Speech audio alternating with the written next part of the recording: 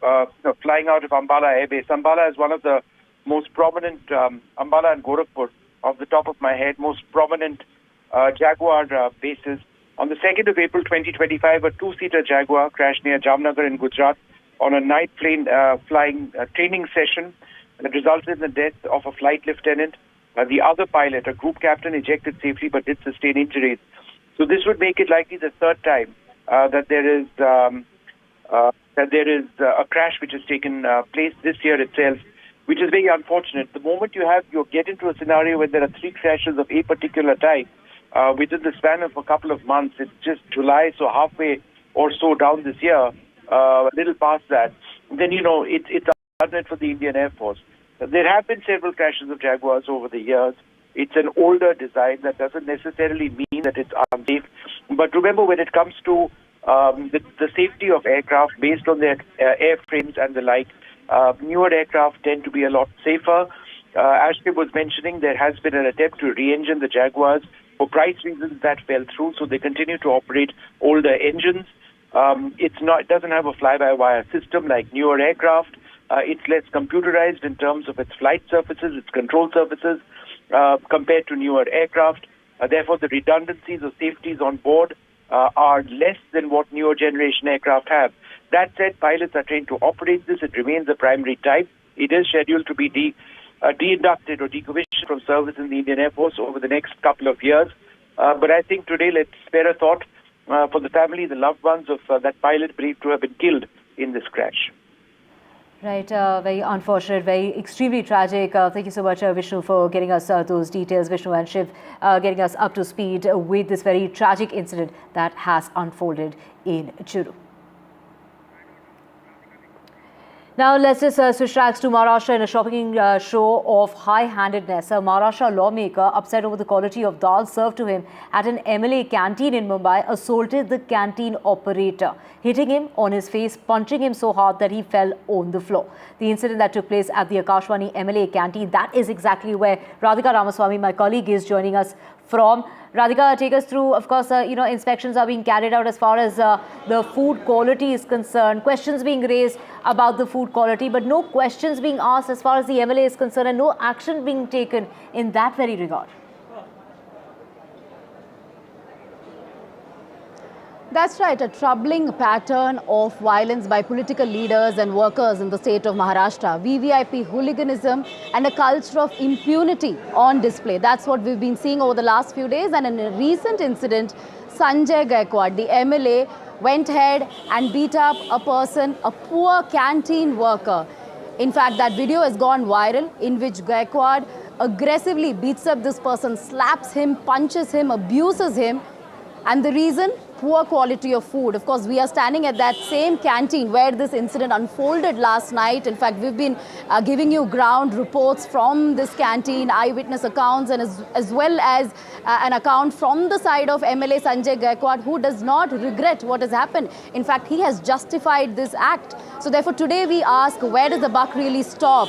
And how is this culture of impunity being tolerated in the state of Maharashtra? Why is there no fear of law? To answer these questions, we have our reporters on the ground. We're joined by Abhishek as well as Anuj. I'll go across to Abhishek first. Abhishek, you brought us that exclusive conversation with Gaikwad, and also you gave us those ground details as to what exactly unfolded, eyewitness accounts as well. That man Gaikwad doesn't want to apologize. He seems to have no fear of law. But tell us what is happening politically in terms of the reactions coming in from the side of Shinde Sena. Are they finally going to act? See, definitely, what we understand currently, as I personally spoke to him, we has his interview exclusively with NDTV. He doesn't show any sign of regret. In fact, he says that, and he labels this entire act as a Shiv Sena style of responding, which he did. Though he also mentioned a point that he has repeatedly complained about the quality of food that was served to him, and finally last night he created this entire drama and he punched him and he was abusing him. One more thing, when we spoke to eyewitnesses over there, we need to understand that it was not only MLA. MLA along with his people were present over there, and it was seen that not only MLA, the people belonging to him were also present, and they also tried to, beat up that poor guy. But somehow the staff over there could intervene and manage him to escape from there, and somehow he was saved. But at the same time, speaking politically, we couldn't get any strict action. Definitely opposition is taking it head on and they want the action should be initiated, but we've seen the reactions from the people of Mahayuti, the alliance from which the MLA comes from. They are going soft. Now we see the government in action mode. FDA team is there inspecting the quality of food, the food preparation area, whether hygiene is being followed or not. We also spoke to the food safety officer. He said that we are here making videos, taking samples. We will submit a report by the end of the day. Right now our inspection is going on. This is how we inspect. But the question here is, can a public representative who is responsible to make laws in that assembly will be allowed to take law in his own hand and beat up a poor canteen guy who was just doing his job over there? Definitely there are questions that should be raised on the quality of food that is being supplied over there, but this is not the way to act. In fact, after that, when we questioned him, he said that he doesn't have any regret on the entire issue, and he went on to say that I will do it once again if such things happen, and this is the style, this is the Shiv Sena style that I am proud of and I will continue to do. So you can understand an MLA, a public representative, have such kind of mindset where he is openly beating up a poor guy from the canteen, MLA canteen. Definitely the issue that needs to be highlighted is of the food quality also, but the way the act was unfolded last night, it is also not acceptable. Now we are waiting for a strict action, at least, because what we understand from the sources, I have spoken to those staffers out there. They are not reluctant to speak directly on camera, though they have condemned it. They say that he's been said not to come to the hotel now anymore. He's left from there, though he was present early in the morning, but he's not now, and he's been forced not to file any complaint, not to register any FIR. That's what I can bring you from the sources till now. Now we will have to wait and watch out for how does this unfold, because in such situation the government should take note of that video and do a suo motu case against the MLA, and we need to see the action happening on ground, because time and again a chief minister has made a point that no one should take law in their own hand. We have seen the entire controversy that broke out, Marathi versus Hindi, and he is continuously telling that, but we need to see it happening on the ground. And now when his own MLA is into question, we'll have to wait and watch out for what statement does he gives and what action is initiated against him. Back to you. Right, certainly Abhishek, FDA team was here, but irrespective of what the food quality is all about, the fact that this man beat up a poor canteen worker is absolutely unacceptable. Government is condemning it, but no real action being taken against this man. That's the fact. In fact, this is not an... We've seen MNS goons, unleashing themselves at people, beating people up in the name of language as well. Honest to you now, you're standing by at the assembly. You've been speaking to multiple leaders over the course of the last few days. All of them have been, condemning the action of several of these political leaders. They have said that law and order shouldn't be, is an issue and law shouldn't be taken in one's hands, and, violence has to be condemned and so on. Even Chief Minister of Maharashtra spoke up that day, said that further action will be taken and violence of this nature will not be tolerated, but it is continuing to happen. That's the fact. Radhika, just to carry on from where Abhishek had left, we know that when this particular MLA spoke to NDTV early in the morning, and later, of course, he spoke to other media channels as well. He was here a while back, and he still holds on to the same narrative that was set in earlier. And what that gives away is that the chances or the probability of any sort of fear from the higher ups, from the higher departments, and from the Chief Minister himself seems very bleak at the moment. And Mahayuti 1 and Mahayuti 2 both have had this very, infamous culture of, their leaders getting into some sort of trouble, some being very serious, other being not so serious.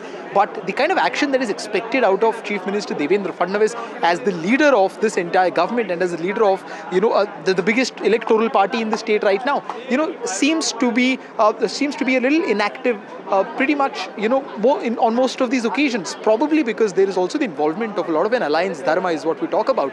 But as far as this particular case is concerned, we've been speaking to leaders, we've been speaking to people in opposition and in the government. One thing to get out of the bucket first is that the food, the quality of the food is bad, is what we've known, is what we've been told, and it's been bad for quite some time. These MLAs, they have written requests, they have written letters to the speaker, to the government authorities and to the local authority there in that particular, canteen, but to no avail. While that is one thing, secondly, while the opposition is continuing to ask for government to take some sort of an action against their MLA, the government and the ministers in the government or the leaders from the government do not seem very prompt in taking action against their own person. They are still reiterating on how it is the food quality that was bad, which might have led to Sanjay Gaekwad losing his temper and hence behaving in this way. So we are seeing that some way or the other, the justification for violence is always getting carried on. And it is not just one-off instance that we are seeing here. Even when we talk about Meera Bhayandar, where there was a completely different terrain, there was a completely different party, MNS, which doesn't have a representation in Vidhan Sabha, but even then, when people or when leaders of MNS and of UBT, especially those who were supporting that sort of violence, even when they were speaking against the violence, it wasn't in a full-fledged way, and this puts a very important question or light on this question of fear of law and order here in the state. Devendra Fadnavis is often regarded as one of the strongest ministers, and he's gotten a huge control over the home department. That's what the BJP claims for the last 6 to 7 years. But the transition of that from talking about it or while addressing the media to actually walking the talk, that transformation hasn't happened much. Even if we consider the Meera Bhayandar issue, it was literally the Chief Minister himself who came on record and said that such kind of act shouldn't be encouraged, and if it repeats itself again, then a strong action will be taken. And in less than 24 hours of this statement by the Chief Minister and Home Minister, we saw that another such kind of incident happened where the office of KDA was attacked in a very posh area in Mumbai, that is in Worli. And now we are seeing MLA who was very well aware that a video is being made of him, not just get into that act because, even if one gives it to him that it was a fit of rage, but the fact that he went on defending it until now, he's, let alone apologizing, he's not even acknowledging the fact that he might have been on the wrong side, tells you a lot about the kind of dynamics that are existing in the Mahayuti government right now. Does he have the directive from Eknath Shinde, the Deputy Chief Minister, to go ahead with it?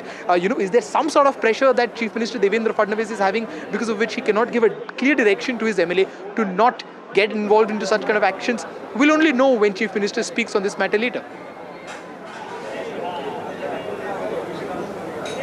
Right. Thank you, Anush, for getting us those details. A lot of equations at play, which why they're not aggressively taking action is what several people also feel here.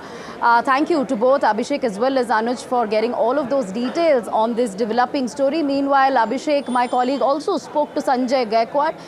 He says he does not regret what he did. In fact, he feels that what he did was the right thing and has completely justified his violent act. Let's listen in. पहली बात तो जो video viral हो रहा है sir, उसमें आप canteen manager को मारते हुए नज़र आ रहे। पूरा मुद्दा क्या था? क्या आपको वो दाल परोसी गई जिसमें ख़राब दाल बताई जा रही है? क्या तकलीफ हुई? उन्हें दाल परोसी नहीं गई थी। मैंने मेरे रूम में जो मेरा रूटीन टाइम होता है 10 बजे का, ऑलरेडी मैं कभी भी बाहर खाना नहीं खाता हूँ, ना गाँव में खाता हूँ ना इधर खाता हूँ। तो मैंने खाना पार्सल मंगाया जिसमें मैंने दाल चावल और 2 चपाती मंगाया था। सादा खाना मैंने मंगाया था और मैं एक दाल चावल का निवाला मैंने डाला तो मुझे बहुत गंदा लगा। सो मैं लगा कुछ मुंह में आया होगा। सेकंड खाया तो मुझे उल्टी हो गई और इतना भयानक फील होने लगा। तो फिर मैंने जैसा मैं जो कपड़े पे था वही कपड़े में कैंटीन में गया और वो जिन लोगों ने मुझे ये सब दिया था उनको पूछा कि आपने दिया है? तो बोले हाँ दिया है। तो मैंने बोला आप स्मेल लीजिए इसका। उन्होंने स्मेल लिया तो बोले बहुत ख़राब है। बाद में फिर मैंने मैनेजर को बुलाया, उसको मैंने स्मेल दिया। उनके 6 कर्मचारियों को स्मेल देने के बाद में उन्होंने बताया कि ये खाने जैसा नहीं है, यानी वो निष्कृष्ट दर्जे का नहीं था, वो सड़ा हुआ खाना था। और फिर मैंने उन लोगों को 2-4 साल में जितनी बार भी उनको मैंने समझाया कि आप मुझे खाना अच्छा दिया करो, ये ख़राब खाना मत दिया करो। इनका मटन 15-15 दिन पहले का रहता, इनका चिकन 15 दिन का रहता, इनके अंडे अंदर से पूरे काले हुए रहते।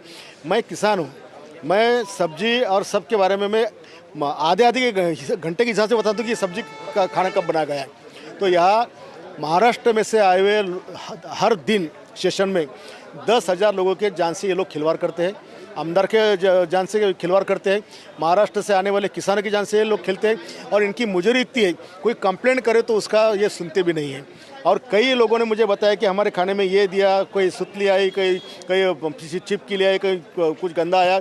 और 200-400 कंप्लेंट होने के बाद भी आज ये जो कंत्राटदार है 30 साल से यहाँ पे कुंडली मार के बैठा है। आप एक विधायक है, वो भी रूलिंग पार्टी के विधायक है, इस तरीके से हाथ उठाना कितना जायज़ लगता है आपको? मैं विधायक भी हूँ और मैं योद्धा भी हूँ।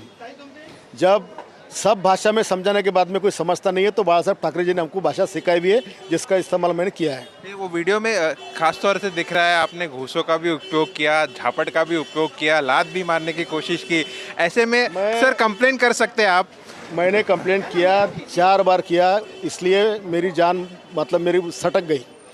मैं जूडो चैंपियन हूँ, मैं जिम्नास्टिक चैंपियन हूँ, मैं कराटे चैंपियन हूँ, मैं कुश्ती चैंपियन हूँ, तलवारबाजी, दांडपट्टा, कुश्ती का सब मैं चैंपियन हूँ, इसलिए मैं कुछ भी यूज़ कर सकता हूँ। सर आप विधायक हैं, आपको लोग देखते हैं, आपसे लोग इंस्पायर होते हैं। ऐसे अगर आप देखें इस तरीके के कृत्य करेंगे तो लोग भी प्रोवोक्ट हो जाएंगे, कहीं वहाँ भी हिंसा होगी, क्योंकि एक तरीका होता है सर। जब प्रशासन काम करता नहीं है, बार बार कंप्लेंट करने के बाद भी, तो जनता क्या करेगी? वो तो कायदा हाथ में लेगी ना।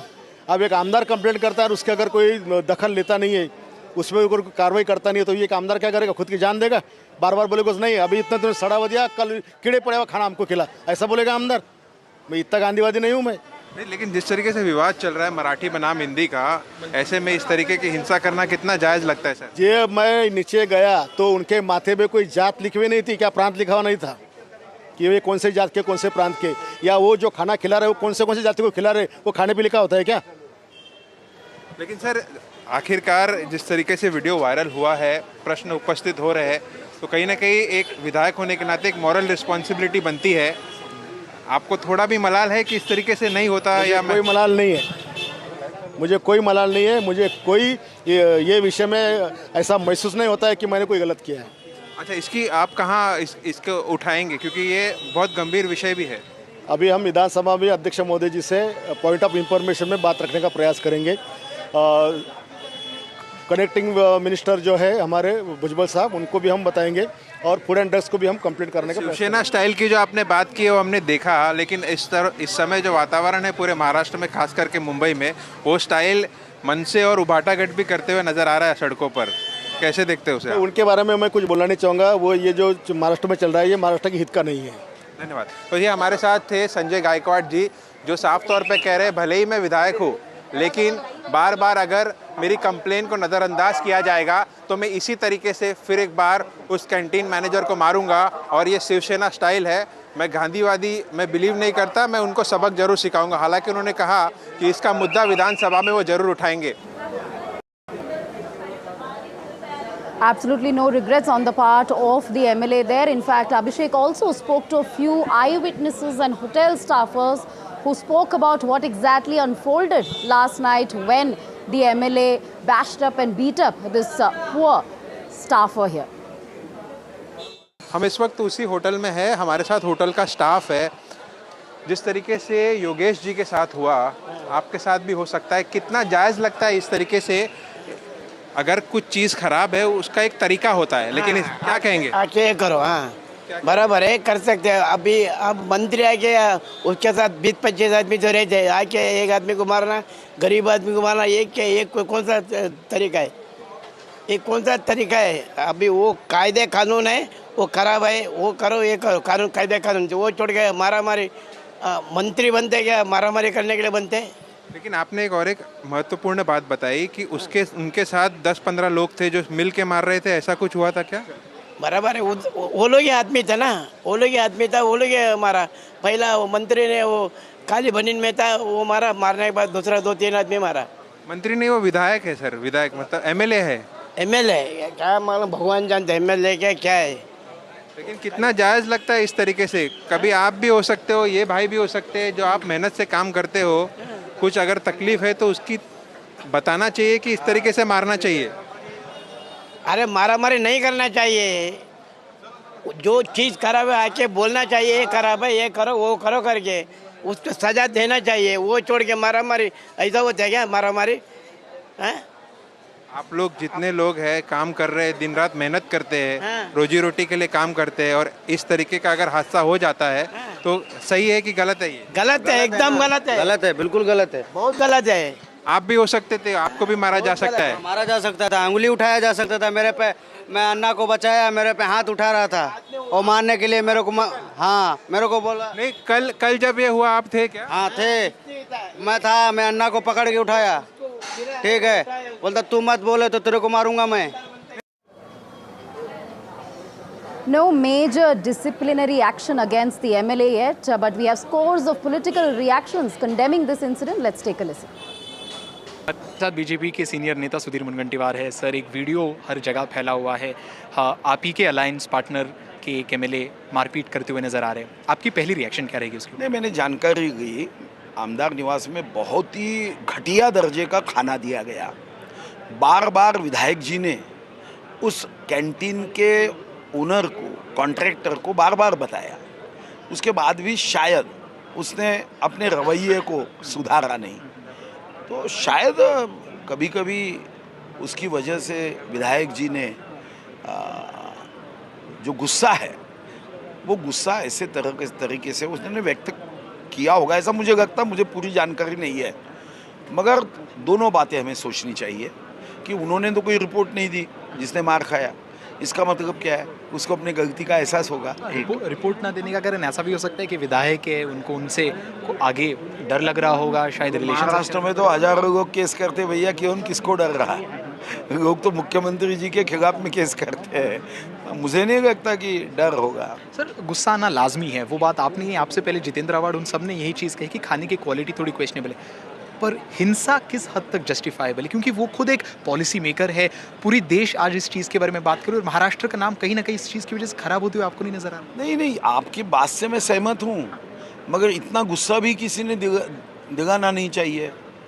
ये भी तो देखना होगा ना। देखो, हम विधायक भी होंगे तो एक आम आदमी है। विधायक होने से कोई हम भगवान ने हमें कोई स्पेशल कैटेगरी में डाल दिया, ऐसा तो होता नहीं है। तो कभी कभी ऐसी घटनाएं जो होती है, इसका हम समर्थन नहीं करते, मगर हमने इस विषय को लेकर सभी ने गंभीरता से सोचना चाहिए।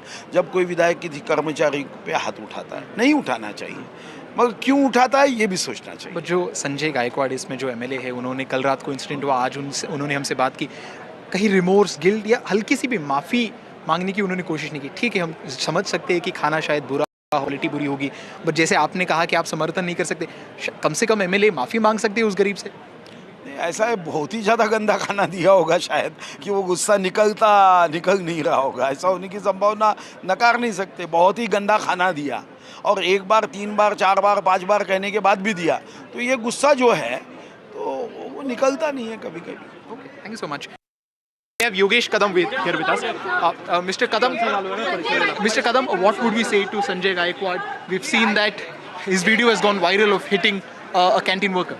I think the due complaint should have been filed. He did not have to take the law in his hand. Thank you. That was Yogesh Kadam, Minister of State Home Department, in a rush to attend the assembly right now, made it very clear that a due complaint should have been filed and violence should have been avoided. का video सामने आया, उसके ऊपर आपका पहला reaction क्या रहेगा? उसके ऊपर एक्शन होना चाहिए। ऐसे गरीबों को मारने का अधिकार नहीं है किसी को, और कानून हाथ में लेने का अधिकार नहीं है। सर, अभी भी उन्होंने कोई माफ़ी नहीं मांगी है इस चीज़ के बारे में। उन्होंने कहा है कि क्योंकि खाना अच्छा नहीं था इसलिए एक्शन लिया गया, तो ये दिखाता है अक्सर कानून हाथ में लेके नहीं किया जा सकता ना।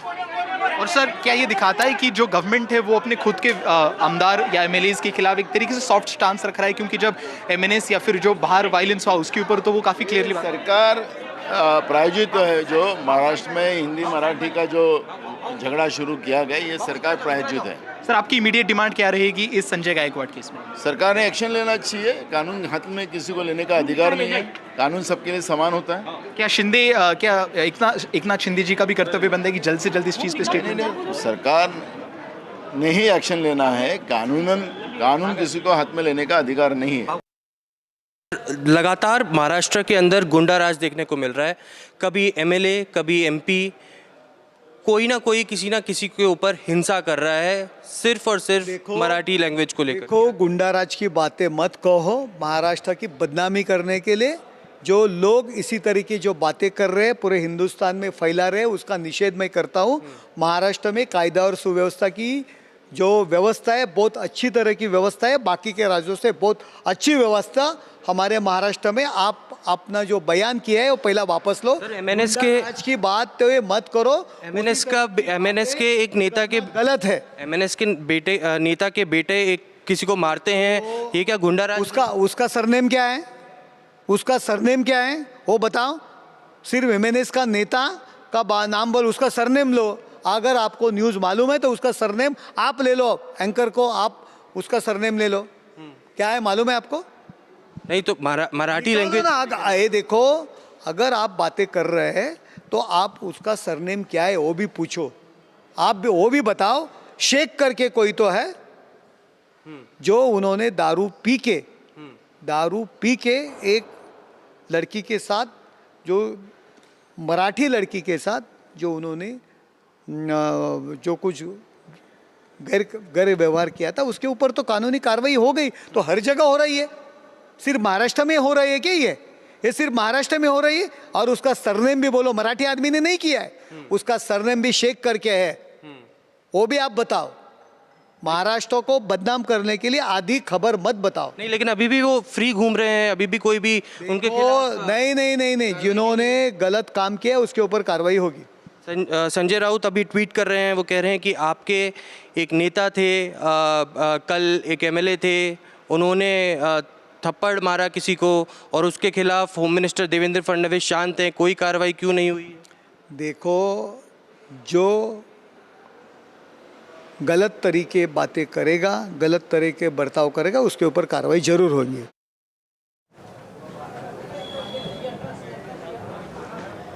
In fact, a bunch of MNS workers vandalized a toll plaza in Washim last evening. 4 to 5 workers, in fact, damaged some portions of that particular toll plaza. The reason? Because the road ahead of the plaza was not in great condition. Despite that, the workers there were collecting toll, which is why they went ahead and did that. MNS has justified this act. Let's get you some reactions. कल शाम को Washim rural police station के jurisdiction में तोड़गांव toll नाके पे 3 आरोपियों ने वहाँ के टोल मैनेजर से पैसे छीन लिए 5,000 रुपये, और साथ ही में वहाँ के टोल की काफ़ी तोड़फोड़ भी की है। इन लोगों ने कुछ दिन पहले टोल मैनेजर से पैसे की डिमांड भी की थी। उनके खिलाफ पुलिस स्टेशन में एफआईआर दर्ज की है रेलेवेंट सेक्शंस के अंडर, और उन आरोपियों का नाम है गजानन वैरागड़े जो मनसे के वाहतुक शाखा जिलाध्यक्ष है, उमेश टोलमारे जो वाहतुक शहराध्यक्ष है, और सीताराम चवड़े। इन तीनों को अरेस्ट करने के लिए अलग अलग टीम्स बनाई गई है और उनका लोकेशन हम रेगुलरली ट्रैक कर रहे हैं। इन पर पुलिस सख्त से सख्त कार्रवाई करेगी।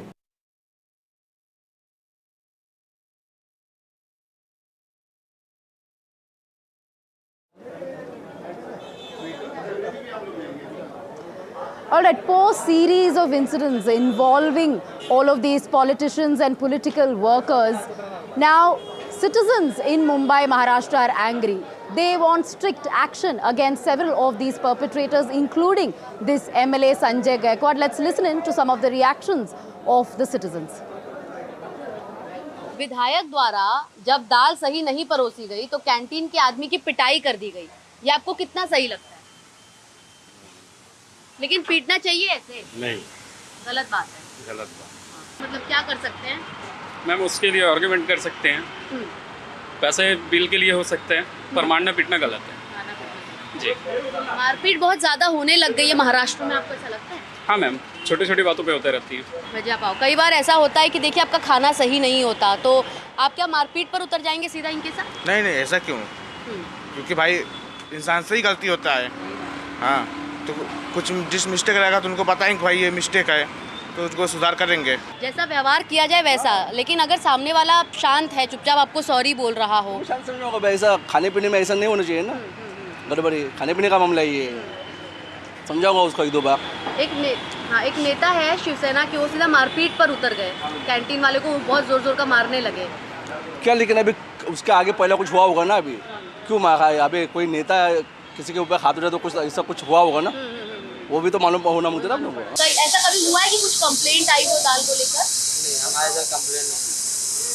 एक नेता है संजय गायकवाड़, उन्होंने क्या किया है कि उनकी दाल खराब थी, तो जैसे कैंटीन में काम करने वाले लड़के होते हैं उनसे मारपीट कर ली, बहुत मारा है उन्हें। अपने इधर खराब दाल सीधा फेंक देते हैं, वेस्ट होता है वो हटा देते हैं। लेकिन गलत है, जब अगर सपोज कोई आपके पास खराबी आए खाने को लेकर तो आप लोग क्या करते हैं? वो उस्ताद को रिएक्शन करेगा, उसको बोलेगा ऐसा क्या किया, कैसा हुआ, उसको समझाते हैं, बताते हैं। लेकिन मारपीट करना ये सही है? नहीं, मेरे को सही नहीं लगता।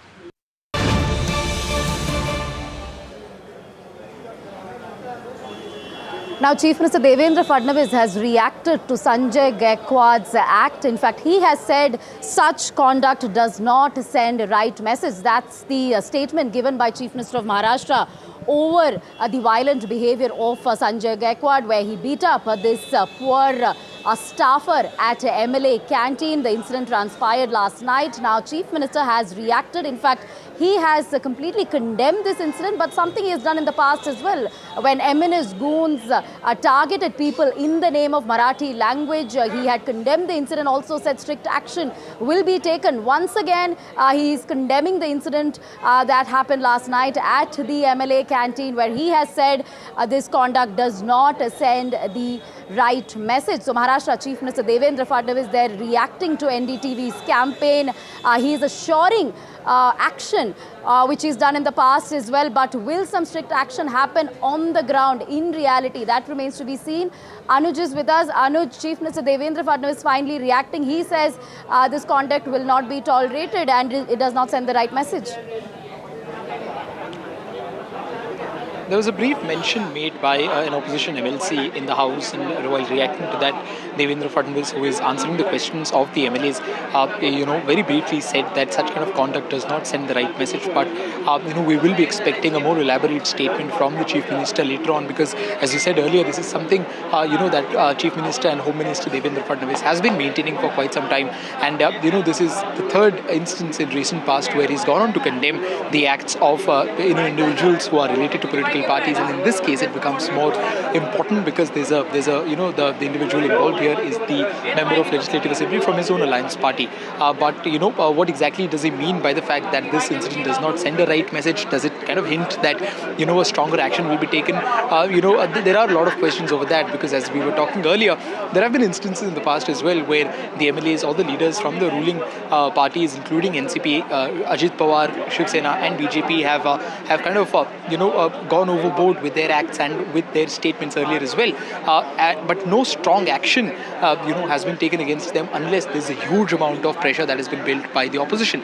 In this particular case, the opposition particularly does not seem to be taking much interest in the case either, which is quite surprising. But even as far as the government is concerned, they are, as we have been covering, they are in a way defending the act of the MLA by using whataboutery as far as the quality of the food is concerned, and about the number of requests or complaints that were made about the food made available in the Akashvani canteen, but nothing strong by them. We did hear the Minister of State for Home Department speak earlier, who also said the same thing that Chief Minister has said right now on the floor of the House, that there is a particular procedure. That procedure should have been followed, and violence as an act should have been avoided. And now, of course, Chief Minister is also carrying forward taking ahead the message of his deputy. But more important would be to know whether whether Chief Minister talks to Sanjay Gaikwad, or whether he deputes Eknath Shinde, who is the leader of Sanjay Gaikwad's party, to talk to him, or whether there is any sort of a tangible action that is initiated against this controversial MLA. Right, Anuj, if I may ask about opposition reactions as well. There has not been any uproar in assembly. Usually when such things happen, outside of political circles, there is uproar in assembly. Opposition wants the government to act. No such thing has happened yet. So, is it because of their closeness to MNS at this point? Everybody is confused as to what stand they must take. So what are you seeing on the ground as far as opposition's reaction is concerned? Looks like they are also not as aggressively seeking action. That's very well put, Radhika, because as we've been covering from assembly, the leaders in the opposition have been calling for an action against Sanjay Gaikwad, like how we heard Nana Patole. We spoke to him a while back. He did talk about how the government should take an action in this regard, but the kind of heat that an opposition should have, especially when it comes to a video going viral, making national headlines, and which in a way leaves the MLA in question here with no defense, because the video is there, the audio is there, and the context is very well put. We've also spoken to the eyewitnesses, so it's not a made-up story. It's not an old story either for them to say, oh, it happened long time ago, and the context is completely different. In fact, the MLA himself has gone on not just to acknowledge the fact that it happened, but to even defend himself, calling it the Shiv Sena style. But there is, again, it's very surprising that the opposition hasn't really shown a lot of interest in it. Now, we asked the same question to Bhaskar Zadav, who is who's soon to be the leader of opposition here in the assembly from UBT. He said that the reason why the opposition will not take this up in the House, and he mentioned it officially to us, is because whenever questions are directed towards the government, it is the chairperson of the House who takes it on himself to answer those questions, and that is why the questions wouldn't be asked. But even that is a very confusing answer. So does that mean that the opposition is going to give a free hand to the government and to their to their members of Legislative Assembly or MLCs to kind of carry on with their acts like these? Or the other possibility would be, because the opposition themselves have been in some sort of tricky water recently, right? Even they've had their people getting involved in some sort of violent acts. So is it some sort of an understanding between both the parties that whenever it comes to smaller acts of violence, we would rather maintain safer side? That's an interesting perspective. Absolutely. No firm stand by either the ruling government or the opposition. That's what we are seeing. Thank you, Anish, for getting us all those details. Of course, we'll keep tracking this story until an action, in fact, till some action is not taken against this VIP thug. This is a developing story. We'll keep getting you all the latest on this. For now, we'll slip in a short break.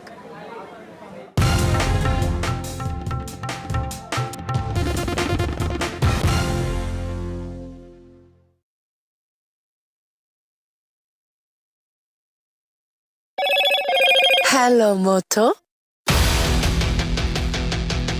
Motorola, India's leading AI smartphone brand.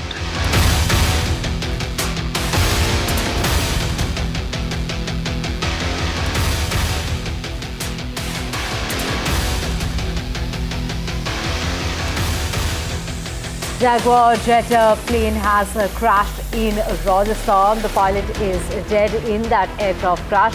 Jaguar wreckage has been found in the Churu district. This is the third such crash of a Jaguar jet in this very year.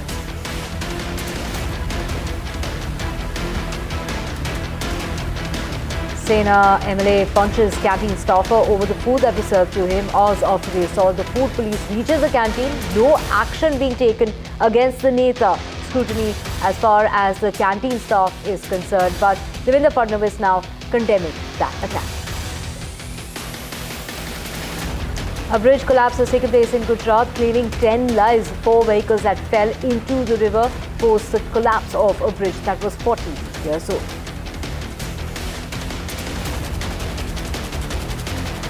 And it's DK Shivkumar who will be meeting with Rahul Gandhi. He has met with Priyanka Gandhi, and it is the Chief Minister Siddaramaiah who's going to be meeting with Rajnath Singh. The top command there saying that this is just routine and that not to read too much into it in regard to the speculation of a team of God.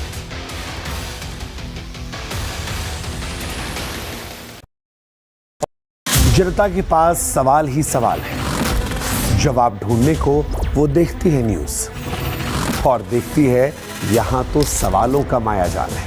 ऊपर से ये अलग fight है, कोई पूरा left तो कोई पूरा राइट है। बीच में मुद्दे के साथ कौन है, जनता को जवाब चाहिए। इसीलिए सवालों की परेड नहीं, मैं लाऊंगा खबरों की कचहरी। मैं शुभांकर मिश्रा, मेरे साथ देखिए कचहरी रात 8 बजे सिर्फ NDTV इंडिया पर।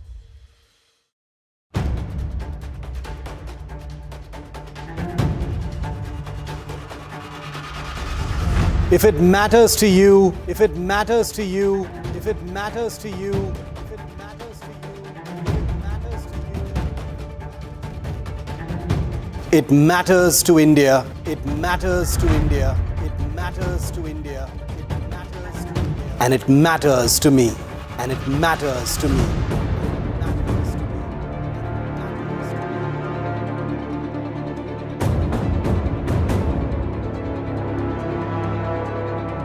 India Matters with Churu. Only on NDTV 24/7.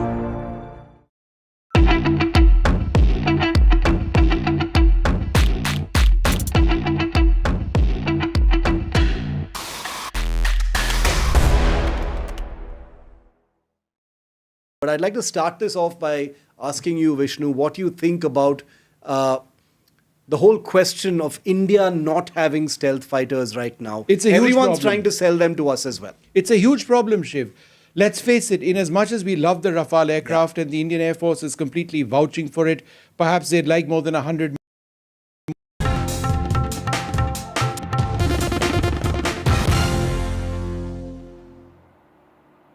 Welcome back. Jaguar jet has crashed in Rajasthan. The pilot has died. The pilot's body has been found in the wreckage that was located in Churu. An Air Force pilot was killed after that Jaguar fighter that crashed near Rajasthan's Churu district. There are reports that there might possibly be other civilians on board. There are reports suggesting that there were two others, possibly civilians, who were also injured.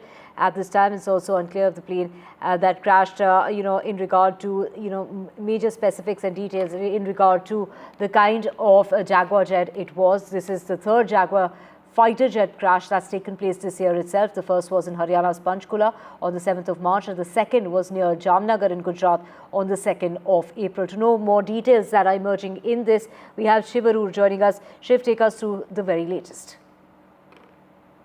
Jaguar itself began entering Indian Air Force service in the 1970s, but that doesn't mean that every airframe is that old. They've been bought in phases. The aircraft that has crashed, we don't know just yet what precise variant or vintage it was, because like I said, the Jaguars have been built well into the 2000s by Hindustan Aeronautics Limited. They've been upgraded as well. Their navigation attack systems and their avionics have been progressively upgraded as part of a phased upgrade program, making them far more capable fighters. Their engines have remained the same. That's been a dogged issue for the Indian Air Force.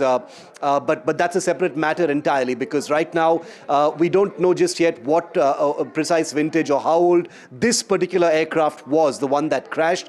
There have been many Jaguars that have been lost along the way, but that's not specifically alarming, given that the Jaguars have been inducted over the years in large numbers. The Indian Air Force has a very strenuous operational chart in terms of using aircraft quite a lot for its many different operational missions and operational reasons, and therefore it's difficult to pinpoint precisely what may have led to today's crash until there is a preliminary look at the wreckage. The Court of Inquiry will be getting into that very, very quickly. A high-level officer from the aviation department of the Indian Air Force will be getting into all aspects of what happened, communications between the pilot and the air traffic control, ground control at Suratgarh, and possibly other bases in Rajasthan. Like I said, there are many air bases within Rajasthan that have fighter squadrons. So all of these complicated intersecting aspects will have to be gone into in detail before there can be a comprehensive sort of even preliminary look at why this aircraft crashed. Right, thank you so much for getting us all those details. In other news, let's get you the latest in regard to a tragedy that unfolded in Gujarat, where a 43-year-old bridge collapsed. The Gambhira bridge that collapsed and resulted in a tragic loss of 10 lives that have been claimed by that tragedy. 10 people have died and 6 others were injured. The bridge, which connects Anand to Vadodara, gave way during the peak hours. This is, during traffic hours early in the morning, resulting in fatalities and injuries, where the bridge, had multiple vehicles that plunged into the water. There were 4 vehicles, including 2 trucks, a Bolero SUV and a pickup van as well. They were crossing the bridge when it suddenly crumbled. Let's listen in to what the collector had to say. यहाँ पर जो वाहन गिरे उसकी हमें details मिली है, उसमें 2 trucks है, एक पिकअप वान है, एक इसमें इको था, एक ऑटो रिक्शा था। इतना वाहन अंदर गिरे हैं। 2 व्हीकल ऐसे थे कि ब्रिज पर लिंगरिंग थे, उनको तुरंत ही बाहर निकाला था। कुछ लोग अपने आप वहां से बाहर निकल गए थे, तो बाइक वाले 3 सवार थे, वो तुरंत ही बाहर निकल गए थे। वो अपने उनका बचाव हो गया है। अभी कोऑर्डिनेटेड एफर्ट से रेस्क्यू में जो सबसे पहले अगर कोई ह्यूमन बॉडी है उसको बाहर निकालना है। अगर कोई वहाँ पर लाइफ हम सेव करते हैं तो उस दिशा में कोशिश हमारी जारी है। सेकंड प्रायोरिटी उसके बाद जो व्हीकल्स है उसको हम बाहर निकालेंगे। ट्रैफिक डाइवर्ट ऑलरेडी कर दिया है और बाकी यहाँ पर जो ट्रैफिक जाम हुआ है उसको भी हम वहाँ पर धीरे धीरे क्लियर करने की प्रोसेस भी हमने शुरू कर दिया। अभी टोटल तो पेशेंट तो 5 आए थे, 5 रेफर हुए हैं। अभी तक हमारे पास 8 और 2 10 बॉडी आई है। And with that, it's a wrap on this bulletin. News and updates will continue on the other side with my colleague Osama. Do join us on the other side of this very short break.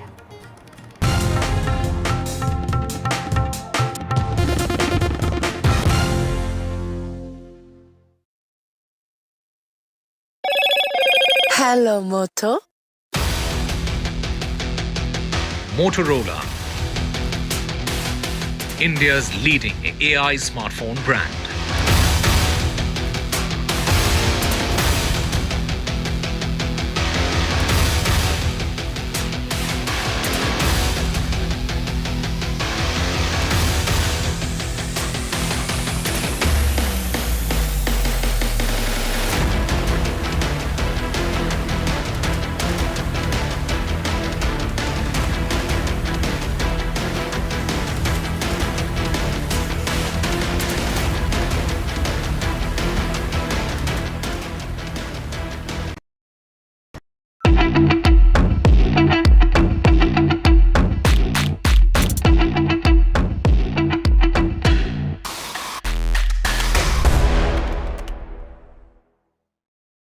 Pressure on the Indian Air Force to get fighters, forget about stealth aircraft.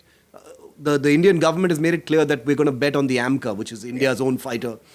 But getting these 4.5 generation fighters like the Rafale, which you've already sunk an enormous amount of money into, even the Indian Navy has signed on for them recently, and there are still these delays.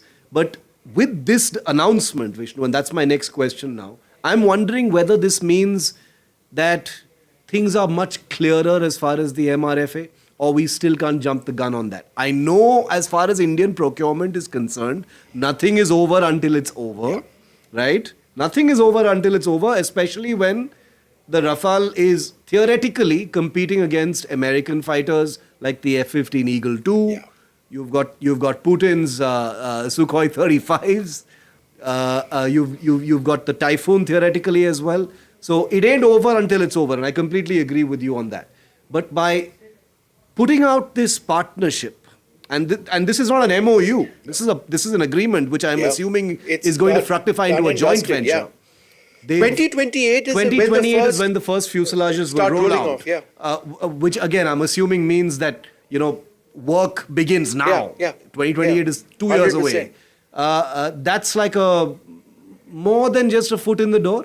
No, I would suggest that they are leading in this competition. Yeah. All the Indian Air Force officers that we speak to, and they couch this language carefully, so I'm going to be responsible in how I report this. They say that they've had an exceptional experience with the Rafale. The Rafale is the aircraft of choice for them, but they will go through this process. It is a legal process. It goes down to pricing, tendering, terms, capability of the aircraft, relevance, weapon systems, integration with Indian weapons, and all of that, and then a decision will be taken. Now, we had that same language when you stated in 2018, 2019, same language. We've heard this before. 2025, nothing.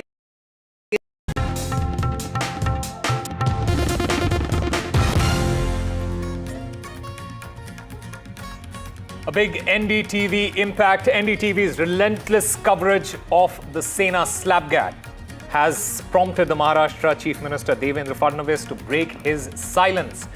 He says that MLA's conduct does not send the right message.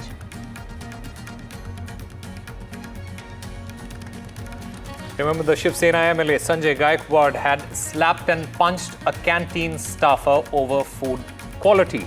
Hours after the assault, the FDA is at the canteen.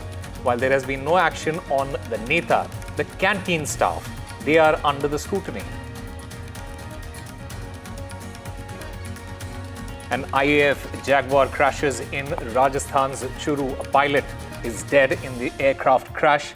Remember, 3 Jaguar crashes have taken place in 3 months. The police has rushed to the spot.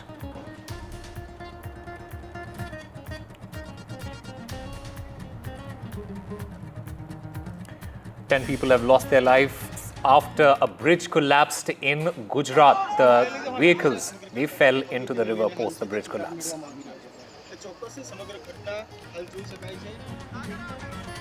The Karnataka Game of Thrones now shifts to Delhi. DK Shiv Kumar seeks time to meet Rahul Gandhi. The Karnataka Chief Minister Siddaramaiah is set to reach Delhi today.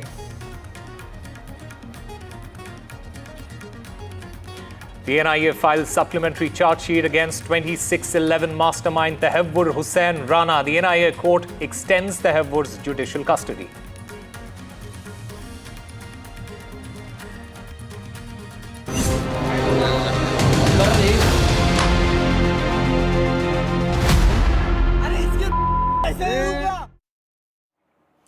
Hello and welcome. You're watching NDTV 24/7. I'm Osama Shah. The NDTV's relentless coverage, it has prompted the Maharashtra Chief Minister Devendra Fadnavis to break his silence.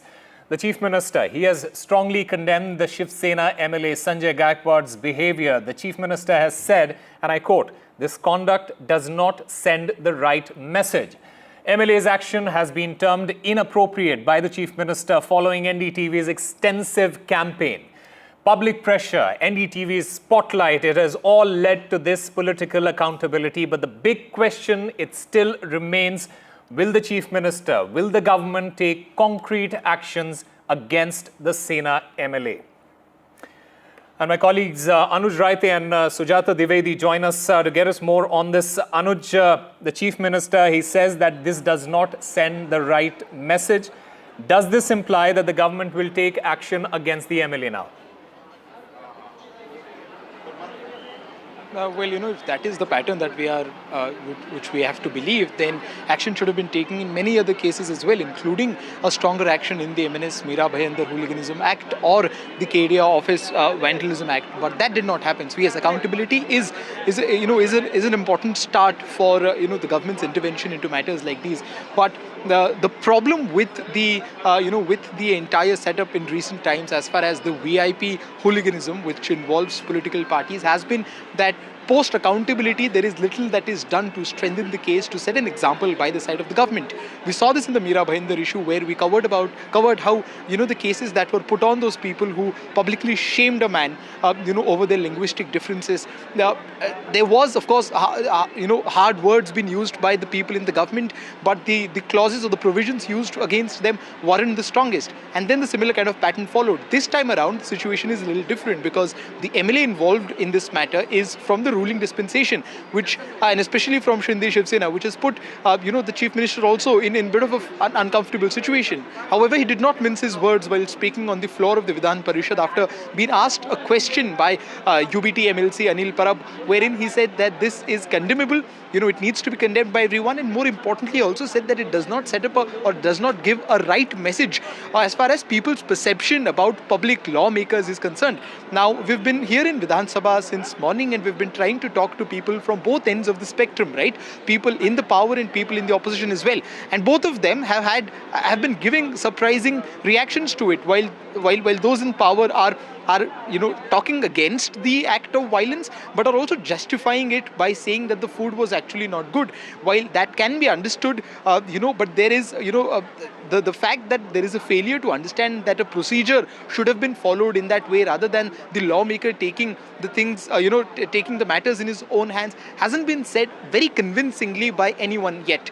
So we are not seeing an unconditional condemnation of the MLA by any of the member of the ruling dispensation, except for Mr. Fadnavis, who has now spoken against it without really mincing his words about how the quality of the food might have triggered him to do it. On the other hand, the opposition has also not shown the kind of heat that they would usually do on matters like these. As I was speaking to Radhika just a while back about how in this particular case, the opposition has been provided with a video which has an audio, the context is there. The person in question here, the MLA, he has not just gone on to acknowledge the fact that he was involved in such of an act, but he even boasted about it, talking about how this is the Shiv Sena style of functioning, and has been giving repeated interviews, of course, starting with NDTV and later to the other channels here in Mumbai, about how, because he's someone who doesn't hold back from putting up a fight with anyone, that is why he ended up doing this. We are not seeing a consistent consistent line of thought or action from Mahayuti on this particular regard. You know, even as far as Shiv Sena is concerned, we had some senior leaders like Uday Samant and the others who talked about how violence is bad, but you know, there's no remorse or no guilt or not even a small apology that has been offered by the MLA in question in this case. Well, whether this is just lip service from the Chief Minister or not, or whether there is going to be a concrete action taken against the MLA or not, that is something that we still need to wait and watch. Meanwhile, Sujata Dwivedi also joins us to get us more on this. Sujata, the big question at this point of time is, the Chief Minister, he has reacted. Will Deputy Chief Minister Eknath Shinde also react to this?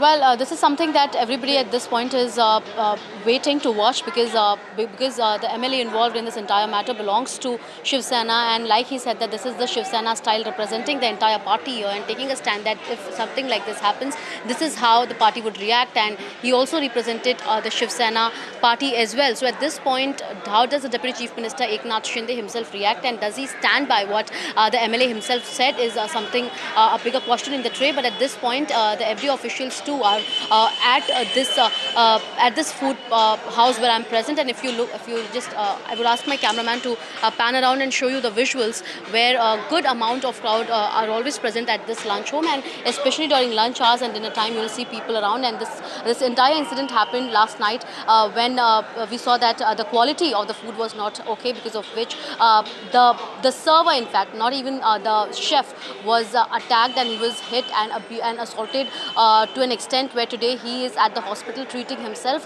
While we did try speaking to some of the other managers as well as the staffer around, but they say they condemn it, but at the same time they haven't been allowed to speak on the issue. So how does the government take what is the government's take on it is something important to watch, because these actions as well as the petty reasons that these leaders have led to violence getting increased in the state, not only here but across. And we see that now that he himself has justified it as the Shiv Sena style, then there are incidents like the Mira Road case as well as several other MNS videos being circulated where they claim it as the MNS style. So is it really violence that these political parties resort to create a sense of fear in the minds of people, is something to watch out for, and how do they justify it is also a bigger question. Right, Sujata Dwivedi and Anuj Raite, thank you very much for getting us all those details. In fact, just to recap, for all our viewers, this Maharashtra lawmaker, he was upset over the quality of the dal that was served to him at this MLA canteen in Mumbai. He assaulted the canteen operator. He hit him on the face. He punched him so hard that he fell on the ground. This entire incident, it took place at the Akashvani MLA canteen in Churchgate. It was caught on camera. This entire video clip, it has now gone viral. It has raised so many questions about the conduct of elected representatives in the public. The MLA, Sanjay Gaikwad, he spoke to NDTV. He said that he does not regret his act and said that this was the Shiv Sena style. Listen in to that conversation.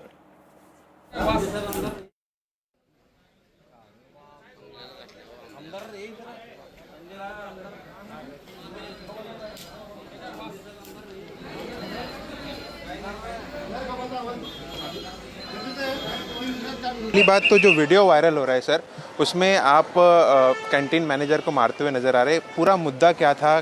क्या आपको वो दाल परोसी गई जिसमें ख़राब दाल बताई जा रही है? क्या तकलीफ हुई? उन्हें दाल परोसी नहीं गई थी। मैंने मेरे रूम में जो मेरा रूटीन टाइम होता है 10 बजे का, ऑलरेडी मैं कभी भी बाहर खाना नहीं खाता हूँ, ना गाँव में खाता हूँ ना इधर खाता हूँ। तो मैंने खाना पार्सल मंगाया जिसमें मैंने दाल चावल और 2 चपाती मंगाया था। सादा खाना मैंने मंगाया था और मैं एक दाल चावल का निवाला मैंने डाला तो मुझे बहुत गंदा लगा। सो मैं लगा कुछ मुंह में आया होगा। सेकंड खाया तो मुझे उल्टी हो गई और इतना भयानक फील होने लगा। तो फिर मैंने जैसा मैं जो कपड़े पे था वही कपड़े में कैंटीन में गया और वो जो जिन लोगों ने मुझे ये सब दिया था उनको पूछा कि आपने दिया है? तो बोले हाँ दिया है। तो मैंने बोला आप स्मेल लीजिए इसका। उन्होंने स्मेल लिया तो बोले बहुत ख़राब है। बाद में फिर मैंने मैनेजर को बुलाया, उसको मैंने स्मेल दिया। उनके 6 कर्मचारियों को स्मेल देने के बाद में उन्होंने बताया कि ये खाने जैसा नहीं है, यानी वो निष्कृष्ट दर्जे का नहीं था, वो सड़ा हुआ खाना था। और फिर मैंने उन लोगों को 2-4 साल में जितनी बार भी उनको मैंने समझाया कि आप मुझे खाना अच्छा दिया करो, ये ख़राब खाना मत दिया करो। इनका मटन 15-15 दिन पहले का रहता, इनका चिकन 15 दिन का रहता, इनके अंडे अंदर से पूरे काले हुए रहते। मैं किसान हूँ, मैं सब्जी और सब के बारे में मैं आधे घंटे के हिसाब से बताता हूँ कि ये सब्जी का खाना कब बनाया गया है। तो यहाँ महाराष्ट्र में से आए हुए हर दिन सेशन में 10,000 लोगों के जान से ये लोग खिलवाड़ करते हैं, आमदार के जान से खिलवाड़ करते हैं, महाराष्ट्र से आने वाले किसानों की जान से ये लोग खेलते हैं। और इनकी मुजरी इतनी है, कोई कंप्लेंट करे तो उसका ये सुनते भी नहीं हैं। और कई लोगों ने मुझे बताया कि हमारे खाने में ये दिया, कोई सुतली आई, कोई चिपकी ले आई, कोई कुछ गंदा आया। और 200-400 कंप्लेंट होने के बाद भी आज ये जो कंत्राटदार है 30 साल से यहाँ पे कुंडली मार के बैठा है। आप एक विधायक है, वो भी रूलिंग पार्टी के विधायक है, इस तरीके से हाथ उठाना कितना जायज़ लगता है आपको? मैं विधायक भी हूँ और मैं योद्धा भी हूँ। जब सब भाषा में समझाने के बाद में कोई समझता नहीं है तो बाला साहब ठाकरे जी ने हमको भाषा सिखाई भी है, जिसका इस्तेमाल मैंने किया है। वो वीडियो में खास तौर से दिख रहा है आपने घूसों का भी उपयोग किया, झापट का भी उपयोग किया, लात भी मारने की कोशिश की। ऐसे में सर कंप्लेन कर सकते हैं आप? मैंने कंप्लेंट किया, 4 बार किया, इसलिए मेरी जान मतलब मेरी सटक गई। मैं जूडो चैंपियन हूँ, मैं जिम्नास्टिक चैंपियन हूँ, मैं कराटे चैंपियन हूँ, मैं कुश्ती चैंपियन हूँ, तलवारबाजी, दांडपट्टा, कुश्ती का सब मैं चैंपियन हूँ। इसलिए मैं कुछ भी यूज़ कर सकता हूँ। सर आप विधायक हैं, आपको लोग देखते हैं, आपसे लोग इंस्पायर होते हैं। ऐसे अगर आप देखें इस तरीके के कृत्य करेंगे तो लोग भी प्रोवोक्ट हो जाएंगे, कहीं वहाँ भी हिंसा होगी, क्योंकि एक तरीका होता है सर। जब प्रशासन काम करता नहीं है, बार बार कंप्लेंट करने के बाद भी, तो जनता क्या करेगी? वो तो कायदा हाथ में लेगी ना। अब एक आमदार कंप्लेंट करता है और उसके अगर कोई दखल लेता नहीं है, उसमें अगर कार्रवाई करता नहीं है, तो ये आमदार क्या करेगा? खुद की जान देगा? बार बार बोलेगा नहीं अभी इतना तुमने सड़ा हुआ दिया, कल कीड़े पड़े हुआ खाना हमको खिला, ऐसा बोलेगा आमदार? मैं इतना गांधीवादी नहीं हूँ मैं। नहीं, लेकिन जिस तरीके से विवाद चल रहा है मराठी बनाम हिंदी का, ऐसे में इस तरीके की हिंसा करना कितना जायज़ लगता है सर? ये मैं नीचे गया तो उनके माथे पे कोई जात लिखी हुई नहीं थी, क्या प्रांत लिखा हुआ नहीं था कि ये कौन से जात के, कौन से प्रांत के, या वो जो खाना खिला रहे वो कौन से जाति को खिला रहे, वो खाने पे लिखा होता है क्या? लेकिन सर आखिरकार जिस तरीके से वीडियो वायरल हुआ है, प्रश्न उपस्थित हो रहे हैं, तो कहीं ना कहीं एक विधायक होने के नाते एक मॉरल रिस्पॉन्सिबिलिटी बनती है। आपको थोड़ा भी मलाल है कि इस तरीके से नहीं होता? या कोई मलाल नहीं है, मुझे कोई मलाल नहीं है, मुझे कोई ये विषय में ऐसा महसूस नहीं होता है कि मैंने कोई गलत किया है। अच्छा, इसकी आप कहाँ इसको उठाएंगे, क्योंकि ये बहुत गंभीर विषय भी है? अभी हम विधानसभा में अध्यक्ष महोदय जी से पॉइंट ऑफ इंफॉर्मेशन में बात रखने का प्रयास करेंगे। कनेक्टिंग मिनिस्टर जो है हमारे भुजबल साहब, उनको भी हम बताएंगे और फूड एंड ड्रग्स को भी हम कंप्लीट करने का शिवसेना स्टाइल की जो आपने बात की है वो हमने देखा, लेकिन इस समय जो वातावरण है पूरे महाराष्ट्र में, खास करके मुंबई में, वो स्टाइल मनसे और उभाटागढ़ भी करते हुए नजर आ रहा है सड़कों पर। कैसे देखते हो उसे? उनके बारे में मैं कुछ बोलना नहीं चाहूँगा। वो ये जो महाराष्ट्र में चल रहा है, ये महाराष्ट्र की हित का नहीं है। धन्यवाद। तो ये हमारे साथ थे संजय गायकवाड़ जी, जो साफ तौर पे कह रहे हैं भले ही मैं विधायक हूँ, लेकिन बार बार अगर मेरी कंप्लेन को नज़रअंदाज किया जाएगा तो मैं इसी तरीके से फिर एक बार उस कैंटीन मैनेजर को मारूंगा। और ये शिवसेना स्टाइल है। मैं गांधीवादी मैं बिलीव नहीं करता, मैं उनको सबक जरूर सिखाऊंगा। हालांकि उन्होंने कहा कि इसका मुद्दा विधानसभा में वो जरूर उठाएंगे। All right, after the Chief Minister, while speaking inside the Assembly, Uddhav Balasaheb Thackeray, he's speaking to the media, he's addressing the media. Let's listen in to what he has to say. भाषिक दादागिरी आमच्यावरती होता कामा नये. Sir, मुख्यमंत्री यांनी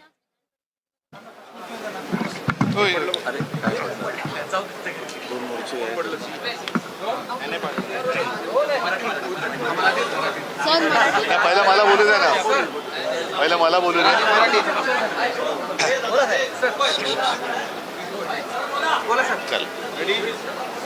मी आज विधिमंडळात येण्यापूर्वी आझाद मैदानला गेलो होतो आणि आझाद मैदानामध्ये एकतर विना अनुदानित शिक्षक आणि दुसरं म्हणजे गेले अनेक वर्ष आम्हाला घरं द्या ही मागणी करणारे गिरणी कामगार, ह्या दोघांची आंदोलनं तिकडे सुरू आहेत.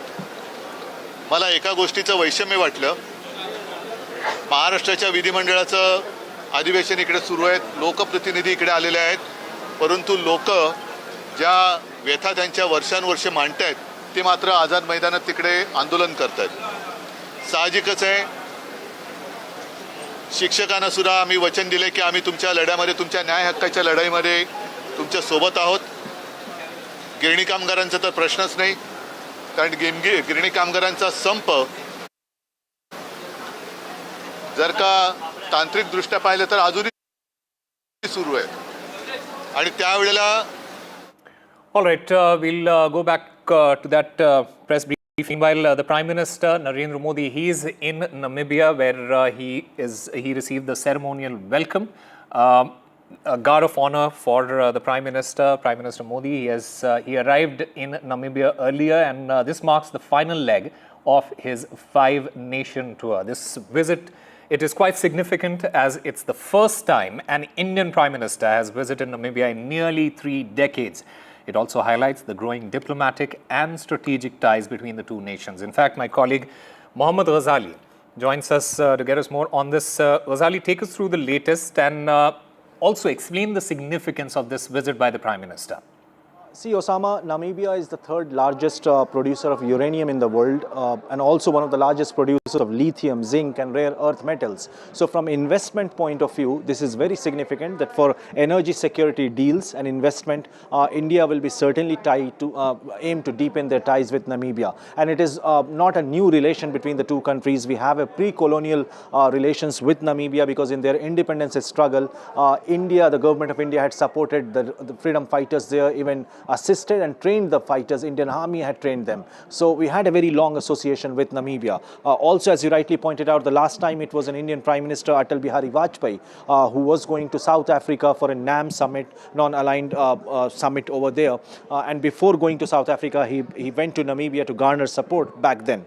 Even today, in the last couple of years of late or recently, we can say in the recent past, India has been assisting Namibia when it came to during COVID days. We provided them vaccine. Even during natural calamities, drought, India gifted them rice. And Namibia has also been supporting for a permanent seat for India Security Council as well. But in the larger context with Africa, we have seen the rising footprint of China over there and the debt trap diplomacy of China. We know that how it provides monetary assistance to those countries and then the countries get into the debt trap. But India has given much more value to the African region. We have assimilated the African Union as a permanent member in the G20, and Indian Prime Minister has always spoken about that how India carries out diplomacy in a way that it carries out public projects. It has taken the responsibility to develop multiple sectors in Namibia. So from that point of view, India also wants to replace or kind of challenge China's supremacy in the region, and that is why this particular trip is very significant. Ghazali, what are the potential areas for economic cooperation between India and Namibia, and how can they benefit both the countries?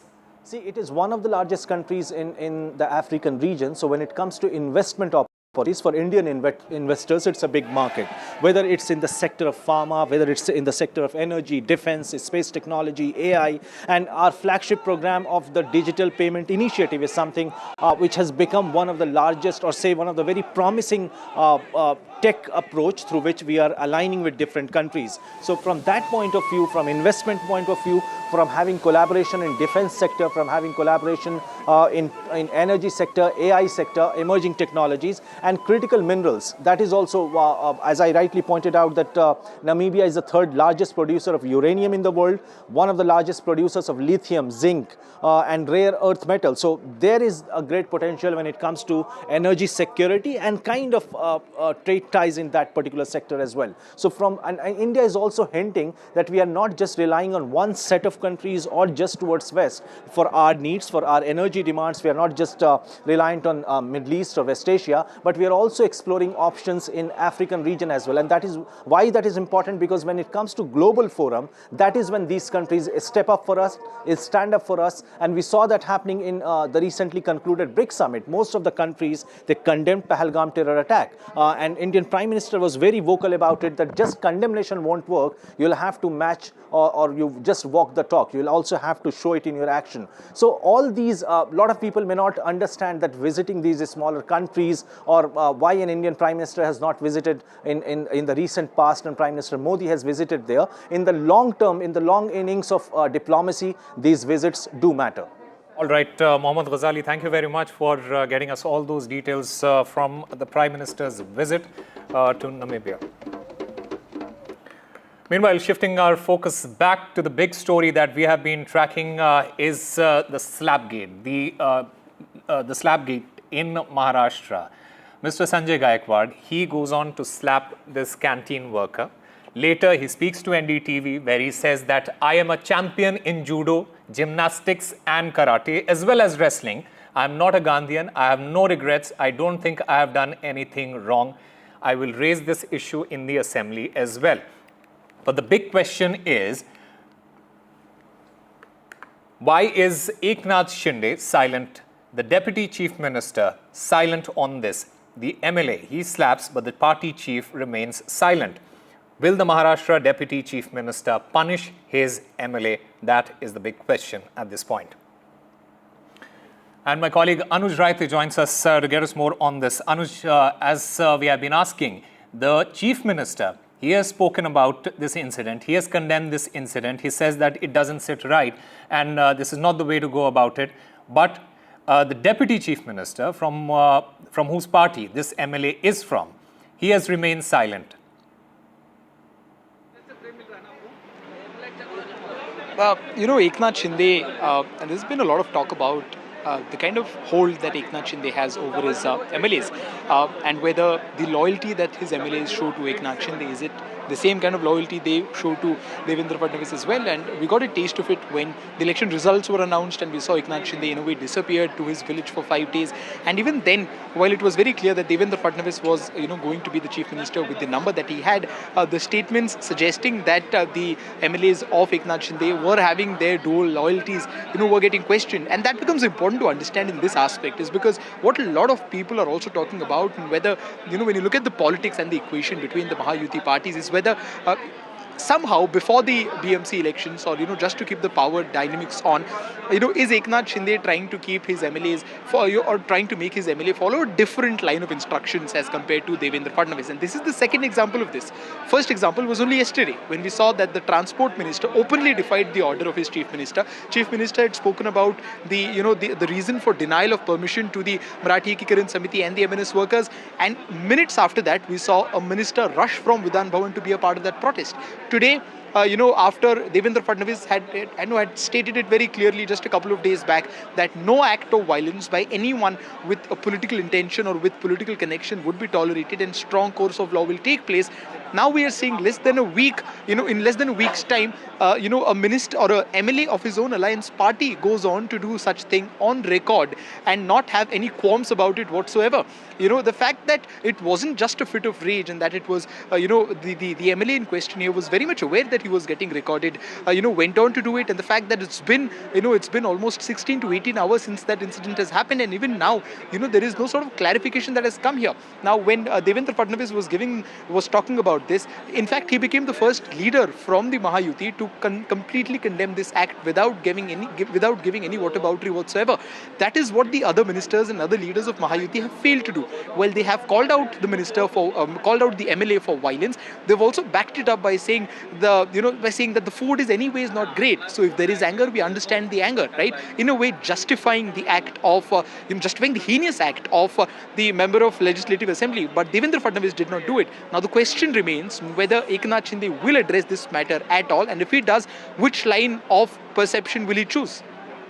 Right, Anuj Raite, thank you very much for getting us all those details. In fact, the fallout of this entire incident has been that the MNS workers, they staged a protest in Mumbai. Many of those MNS workers, they were detained by the police as well.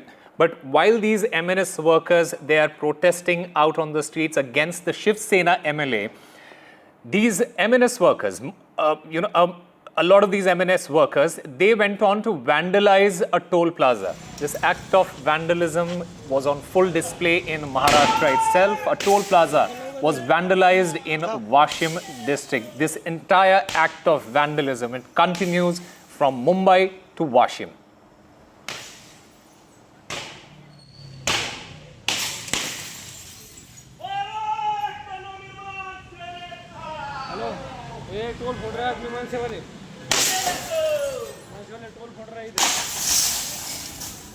कल शाम को Washim rural police station के jurisdiction में तोड़गांव toll नाके पे 3 आरोपियों ने वहाँ के टोल मैनेजर से पैसे छीन लिए 5,000 रुपये, और साथ ही में वहाँ के टोल की काफ़ी तोड़फोड़ भी की है। इन लोगों ने कुछ दिन पहले टोल मैनेजर से पैसे की डिमांड भी की थी। उनके खिलाफ पुलिस स्टेशन में एफआईआर दर्ज की है रेलेवेंट सेक्शंस के अंडर। और उन आरोपियों का नाम है गजानन वैरागड़े जो मनसे के वाहतुक शाखा जिलाध्यक्ष है, उमेश टोलमारे जो वाहतुक शहराध्यक्ष है और सीताराम चवड़े। इन तीनों को अरेस्ट करने के लिए अलग अलग टीम्स बनाई गई है और उनका लोकेशन हम रेगुलरली ट्रैक कर रहे हैं। इन पर पुलिस सख्त से सख्त कार्रवाई करेगी। All right, shifting our focus to our other story that we are tracking at this time. Arunachal Pradesh Chief Minister Pema Khandu, he has reignited the debate over the border with China. The Chief Minister has said his state shares a 1,200-kilometer long border with Tibet, asserting that it was not with China. Khandu said that while China forcibly occupied Tibet in 1950, he maintains that his state originally shared a boundary with Tibet. In fact India से कोई भी state directly China से border share नहीं करता है। We share border with Tibet only. ठीक है, 1950 में चाइना लोग वहाँ आके टिबेट को ज़बरदस्ती कब्जा किया, वो बात अलग है। सो तो ऑफिशियली यस टिबेट अभी चाइना का अंडर में है, that can't be rule out, but originally we share border with Tibet. और अरुणाचल में we share 3 international boundaries with Bhutan approximately 150 kilometres और तिब्बत के साथ में करीबन 1200 kilometres which is one of the longest in the country. और ईस्टर्न साइड में Myanmar करीबन 550 किलोमीटर्स के आसपास। Time now for a very short break. More news and updates on the other side.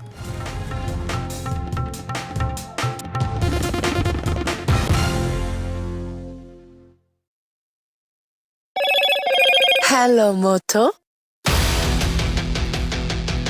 Motorola, India's leading AI smartphone brand.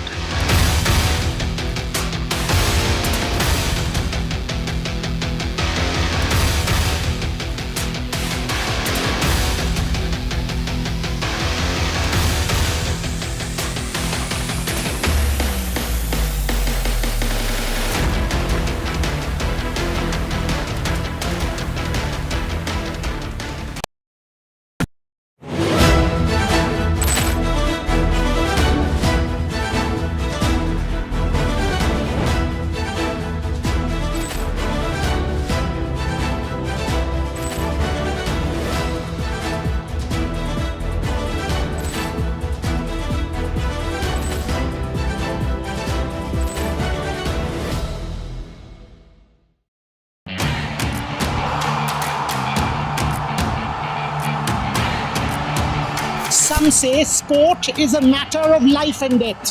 The truth is, it is far more serious than that.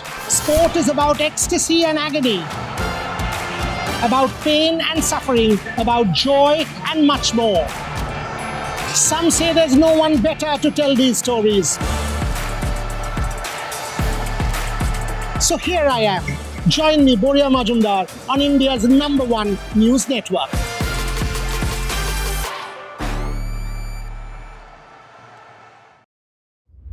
Vanakkam Tamil Nadu.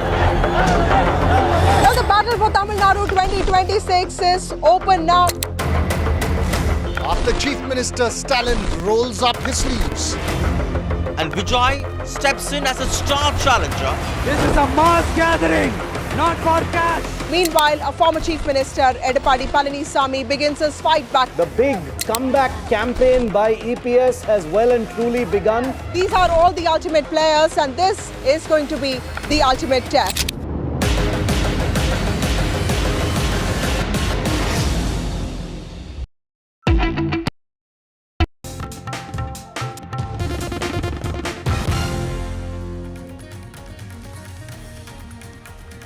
Welcome back. Nimisha Priya, an Indian nurse, she faces execution in Yemen in just 7 days, and her desperate family in Kerala is pleading for last-minute help. Nimisha Priya from Kerala was convicted of murdering a Yemeni man in 2018. She allegedly injected him with sedatives during a fight over her passport, but the dose proved fatal. In fact, I'm currently joined by Advocate Deepa Joseph, the lawyer for Nimisha Priya. Deepa Joseph, welcome to NDTV. My first question to you is, and this is a very obvious question, is there any legal recourse left for Nimisha at the moment? Yeah, after the Supreme Court order from Yemen, the only remaining option to save Nimisha Priya from execution in Yemen is if the family of the deceased, Talal Abdul Mahdi, to accept the blood money under Yemeni law. This is now the sole remedy available.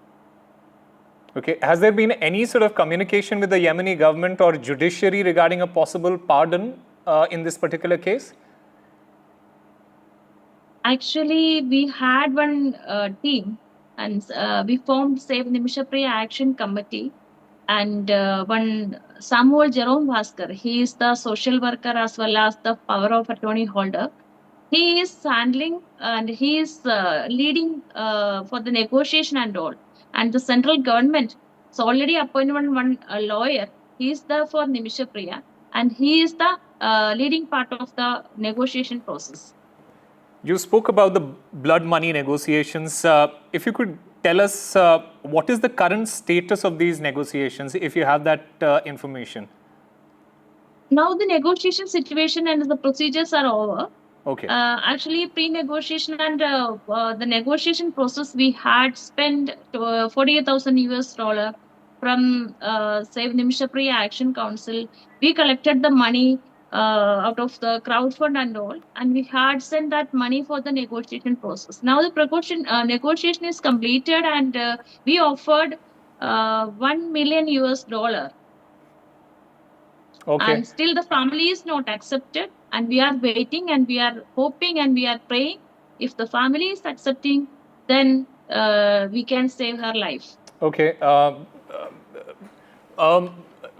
also want to get a sense of, Nimisha as a person. If you can tell our viewers more about Nimisha, what has been her struggle like? Actually, Nimisha, she's a Keralite girl, and she's an Indian nurse who moved in Yemen, I think in 2010. And by 2015, she had started a small nursing clinic over there in Yemen. When civil war broke out, her family returned to India, but Nimisha Priya stayed on to run the clinic. Talal, Yemeni national who later visited India, and he was the family friend of Nimisha and family, and he visited India also. But recently, so that 2016 onwards, their relationship deteriorated badly. And in 2017, Talal was found dead, leading to Nimisha's arrest in September 2020.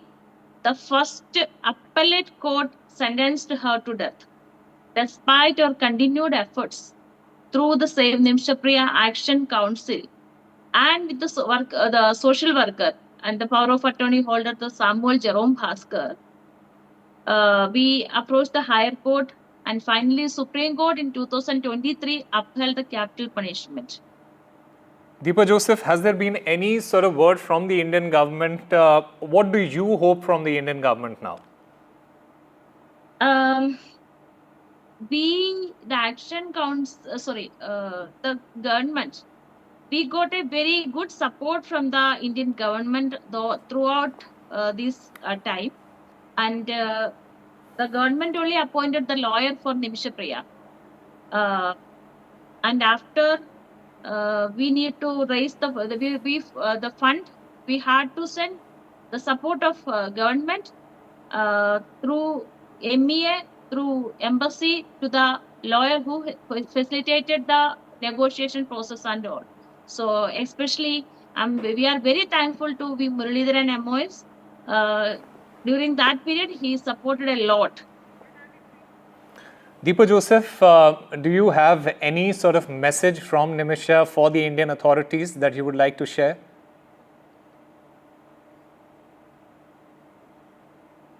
Now Nimisha's condition is very bad. She is is under extreme mental strain.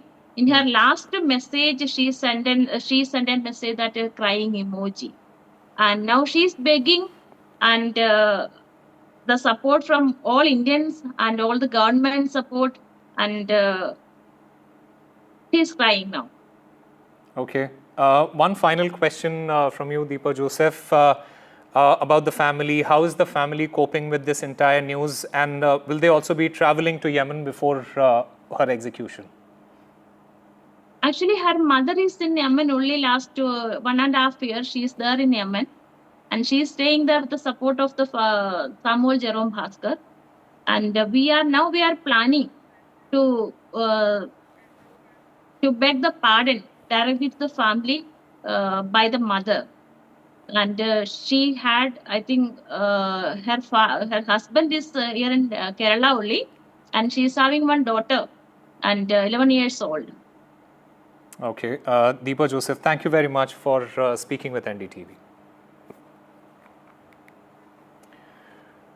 All right, shifting our focus to our other big story that we are tracking. A Jaguar fighter jet crash has been reported near Ratangarh in Churu, Rajasthan. The local police have been dispatched to the scene. Reports indicate that one pilot has been killed in this incident. However, an official confirmation is still awaited. This is a developing story. This crash took place in Bhanuda village, where locals, they reported hearing a loud noise in the sky, followed by flames and smoke rising from nearby fields. The villagers, they said that the crash triggered a fire in the fields which they tried to put out themselves. The army will determine the exact cause of the crash. In fact, my colleague Shivarur gets us the details. Jaguar itself began entering Indian Air Force service in the 1970s, but that doesn't mean that every airframe is that old. They've been bought in phases. The aircraft that has crashed, we don't know just yet what precise variant or vintage it was, because like I said, the Jaguars have been built well into the 2000s by Hindustan Aeronautics Limited. They've been upgraded as well. Their navigation attack systems and their avionics have been progressively upgraded as part of a phased upgrade program, making them far more capable fighters. Their engines have remained the same. That's been a dog issue for the Indian Air Force. But that's a separate matter entirely, because right now we don't know just yet what precise vintage or how old this particular aircraft was, the one that crashed. There have been many Jaguars that have been lost along the way, but that's not specifically alarming, given that the Jaguars have been inducted over the years in large numbers. The Indian Air Force has a very strenuous operational chart in terms of using aircraft quite a lot for its many different operational missions and operational reasons, and therefore it's difficult to pinpoint precisely what may have led to today's crash until there is a preliminary look at the wreckage. The Court of Inquiry will be getting into that very, very quickly. A high-level officer from the aviation department of the Indian Air Force will be, getting into all aspects of what happened, communications between the pilot and the air traffic control, ground control at Suratgarh, and possibly other bases in Rajasthan. Like I said, there are many air bases within Rajasthan that have fighter squadrons. So all of these complicated intersecting aspects will have to be gone into in detail before there can be a comprehensive sort of even preliminary look at why this aircraft crashed. The Gambhira Bridge collapse in Gujarat's Vadodara district has resulted in a tragic loss of life. According to the latest reports, 10 people have died and 6 others, they have been injured. This bridge, which connects the Anand and Vadodara districts, gave way during peak morning traffic hours, resulting in fatalities and injuries when the bridge, multiple vehicles plunged into the water. In fact, 4 vehicles, including 2 trucks, a Bolero SUV and a pickup van, they were crossing the bridge when it suddenly crumbled. This 43-year-old bridge's collapse, it has raised concerns about infrastructure safety and maintenance. And this is quite a shocking incident that has taken place. This bridge, the Gambhira Bridge on the Mahisagar River, it connects Vadodara and Anand. It collapsed. 10 people have died, 6 injured. They have been taken to the hospital. यहाँ पर जो वाहन गिरे उसकी हमें details मिली है, उसमें 2 trucks है, पिकअप वन है, एक इसमें इको था, एक ऑटो रिक्शा था। इतना वाहन अंदर गिरे हैं। 2 व्हीकल ऐसे थे कि ब्रिज पर लिंगरिंग थे, उनको तुरंत ही बाहर निकाला था। कुछ लोग अपने आप वहां से बाहर निकल गए थे, तो बाइक वाले 3 सवार थे, वो तुरंत ही बाहर निकल गए थे। वो अपने उनका बचाव हो गया है। अभी कोऑर्डिनेटेड एफर्ट से रेस्क्यू में जो सबसे पहले अगर कोई ह्यूमन बॉडी है उसको बाहर निकालना है। अगर कोई वहाँ पर लाइफ हम सेव करते हैं तो उस दिशा में कोशिश हमारी जारी है। सेकंड प्रायोरिटी उसके बाद जो व्हीकल्स है उसको हम बाहर निकालेंगे। ट्रैफिक डाइवर्ट ऑलरेडी कर दिया है और बाकी यहाँ पर जो ट्रैफिक जाम हुआ है उसको भी हम वहाँ पर धीरे धीरे क्लियर करने की प्रोसेस भी हमने शुरू कर दी। अभी टोटल तो पेशेंट तो 5 आए थे, 5 रेफर हुए हैं। अभी तक हमारे पास 8 और 2 10 बॉडी आई है।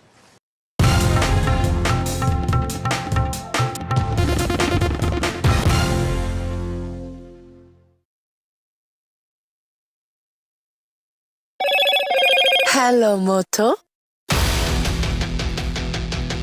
Motorola,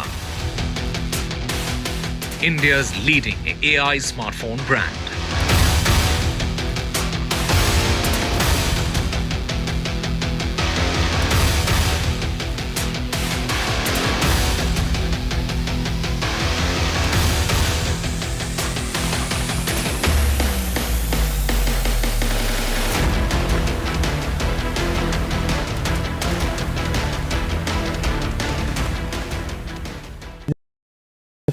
I've been reporting on all issues big and small from Andhra Pradesh, Telangana, rest of South India, bringing you all the action, all that you need to know, all that you want to know. The energy of maximum city is infectious. I'm bringing that energy in our news coverage from financial capital Mumbai. Covering from the southernmost part of India over the last 23 years, I bring in-depth and 360-degree coverage from the Dravidian heartland. The land of Mishti, also known for its bitter politics. I have seen much water flow under the Howrah Bridge, covering Bengal in all its vivid colors. India's IT capital is always bustling, a city full of startups, stories and surprises. And I keep you ahead on all the Bengaluru buzz.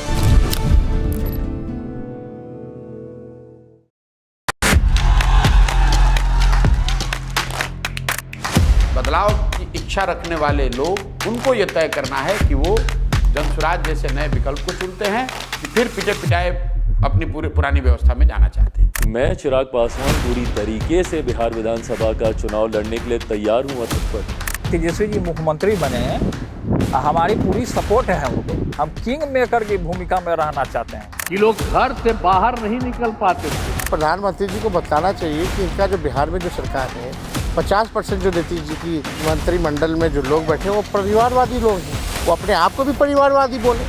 जंगल राज लाने वाले मौका देख रहे हैं, अपने पुराने कारनामे करने का मौका ढूंढ रहे हैं।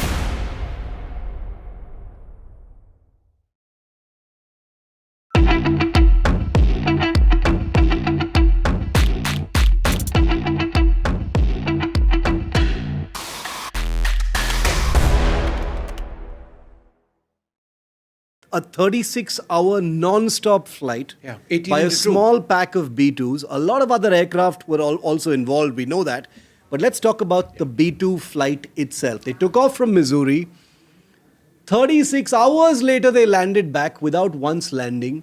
They delivered their bombs 18 hours later over Iran and then came back.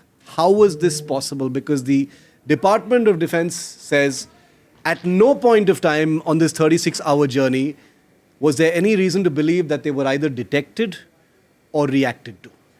Well, they weren't detected, because if they were, then we'd be in some...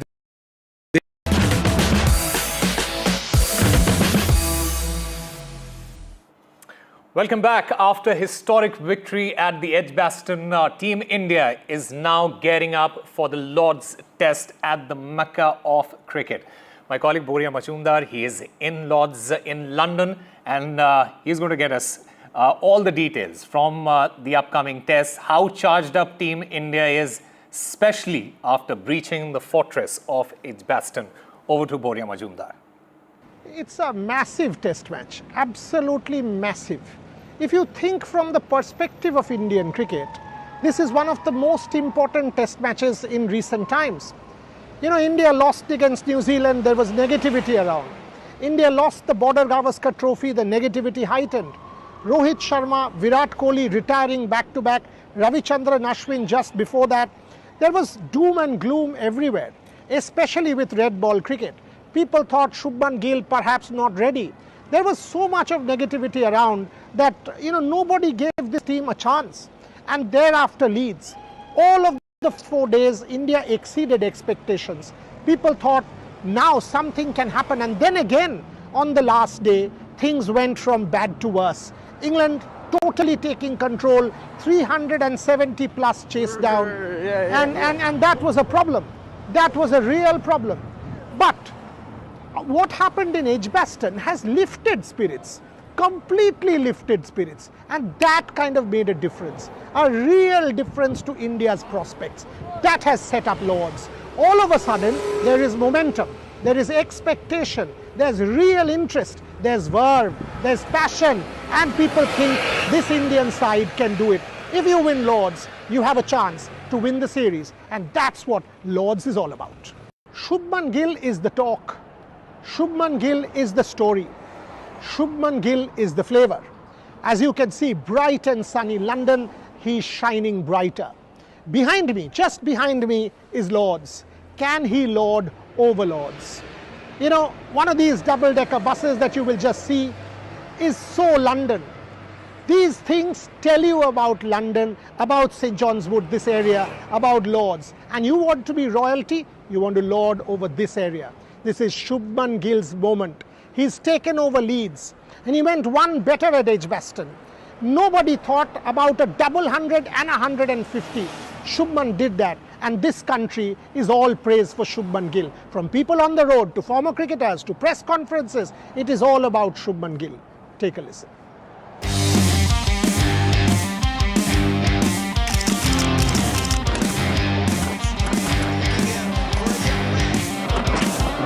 The highest score by an Indian captain, the highest score by an Indian in England, the highest score by an Indian outside Asia, the highest aggregate match score by an Indian.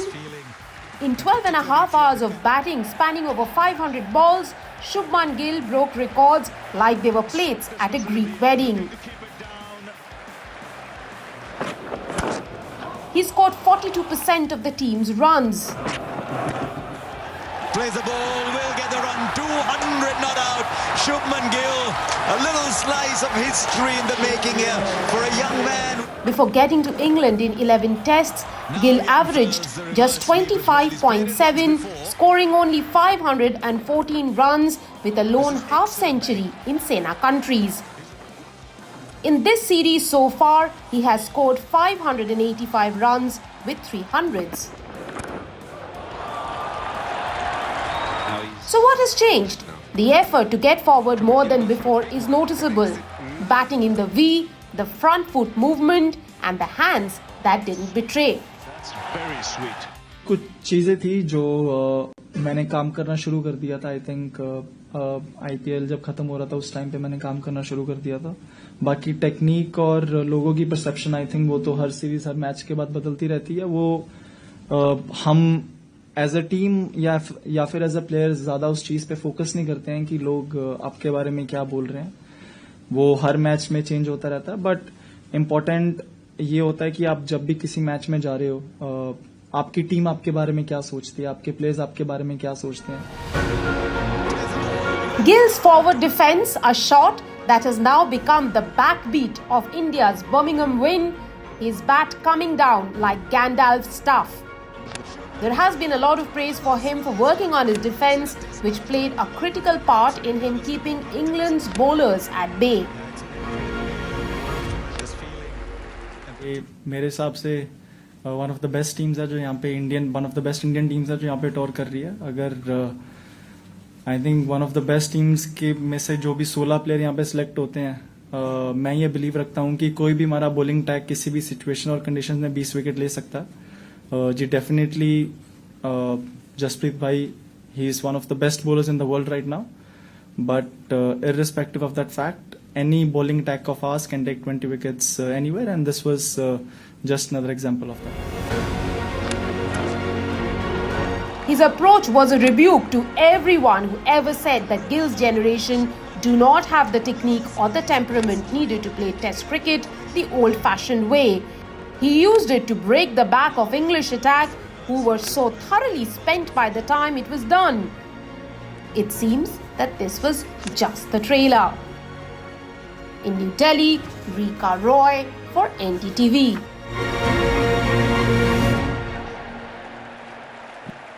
When India came to the English shores, India was number 4 in the WTC rankings. No one gave them a chance. Every time I said something positive, I would be trolled. There was no Kohli. The king had retired. There was no Rohit. The captain was no longer there. Jasprit Bumrah had made it known that he's not available for the 5 test matches. There was no Ravichandran Ashwin either to hold the thing together. This was a very new-look Indian side, more so in the absence of Mohammad Shami. All of a sudden, the murmurs had grown louder. Could it be a 5-0 whitewash? As I said, no one had given India a chance. And thereafter, we competed in Leeds. Headingley was almost an Indian story. At the end of 4 days, India was in it. Yes, it didn't happen. The caravan moved to Edgbaston and again people said no chance. And thereafter, Gill and his boys made history. Here's how.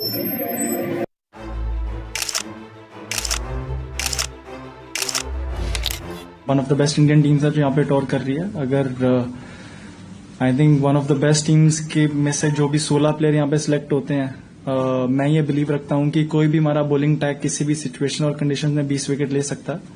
Ji definitely Jasprit भाई, he is one of the best bowlers in the world right now. But irrespective of that fact, any bowling attack of ours can take 20 wickets anywhere, and this was just another example of that. The Birmingham Test was a flavor of New India, and Shubman Gill, their new leader, supremely confident of the capability of his bowlers. This team has achieved what others failed in the last 58 years, a Test win in Birmingham. The win by 336 runs was a massive statement of intent. When we came here, the task was incomplete at Edgbaston, and this time, so happy that we were able to achieve it. जैसा शुभमन ने performance किया और आकाशदीप ने जैसा performance किया. गिल के लिए as a captain और एज ए बैटर मेरे ख्याल से स्पेशल मैच था, क्योंकि दोनों इनिंग में बहुत ही बढ़िया पारी खेली. In a record-shattering spectacle at Edgbaston, Team India scripted history by becoming the first Indian side to surpass 1,000 runs in a single test match, achieving a monumental aggregate of 1,014 runs across both innings of the second test against England. Shubman Gill, a little slice of history in the making here. I don't really believe in stats or histories. You know, like I said, we over the history of 50-60 years, we played 7 matches over different courses, different teams coming here. I believe this is the best Indian team to be able to come here in England, and we have the capability to beat them, to win the series from here. And we have got the right momentum with us. If we keep making the right decisions and we keep grinding and we keep fighting, I think it would be one of the series to remember. Shubman Gill is not in the mold of Virat Kohli or MS Dhoni, but he marries fearless attitude with clinical execution. Over the next 3 tests, Gill promises to blend Sharma's serenity with moments of aggression like Virat Kohli in an attempt to rewrite the team's previously poor record in England. In New Delhi, Rika Roy for NDTV. You know, I spoke to Chetan Sharma on Shubman Gill. Chetan has, it was under his chairmanship that Shubman for the first time was brought into all the formats. He was at one point playing 1 and thereafter 2 and finally, brought into all the formats. The question that I asked Chetan was, did he think that Shubman would go on and lead India? Did he think that Shubman can bat exactly like this? Did he actually think that this guy can be as good? He was always considered a prodigy. He was always considered batting royalty. But was it ever thought that Shubman Gill would be the replacement for someone like Sachin Tendulkar, who's once in a lifetime, once in a generation, or a Virat Kohli, one of India's greatest ever batters? Did Chetan Sharma and his selection committee think about Shubman Gill in that league? Here's what Chetan Sharma said. Take a listen. उस समय he was like जब हम लोग हमारी selection committee थी तो he was there in 2 formats. Then slowly we got him into the 3rd format also, where he came and got 100. And देखो क्या था उस समय तो इतना चीजें नहीं थी कि कहाँ जाएंगी, तो ऑब्वियसली आप कहीं ना कहीं सिलेक्शन कमेटी सोचती है कि फ्यूचर क्या होगा इंडिया ए में। आप देखते हो, आप वाइस कैप्टन की बात करते हो, but the calmness of the kid is very nice, you know. मुझे इतना अच्छा लगा। मैं देख रहा था, पूरे 2 मैचेस देख रहा था, एक आप हारे हो, एक आप जीते हो। मतलब बहुत लोग हैं कि हारते हो जब आप हो ना, तो आप कहीं ना कहीं गुम जाते हो, थोड़ा वेवर्ड हो जाते हो। बट मुझे उसके हाव भाव से, उसकी शक्ल से, उसकी बातों से, उसके इनकरेजमेंट से, जो प्लेयर से बात करनी है, it reminds me of Dhoni. The calmness reminds me of Dhoni.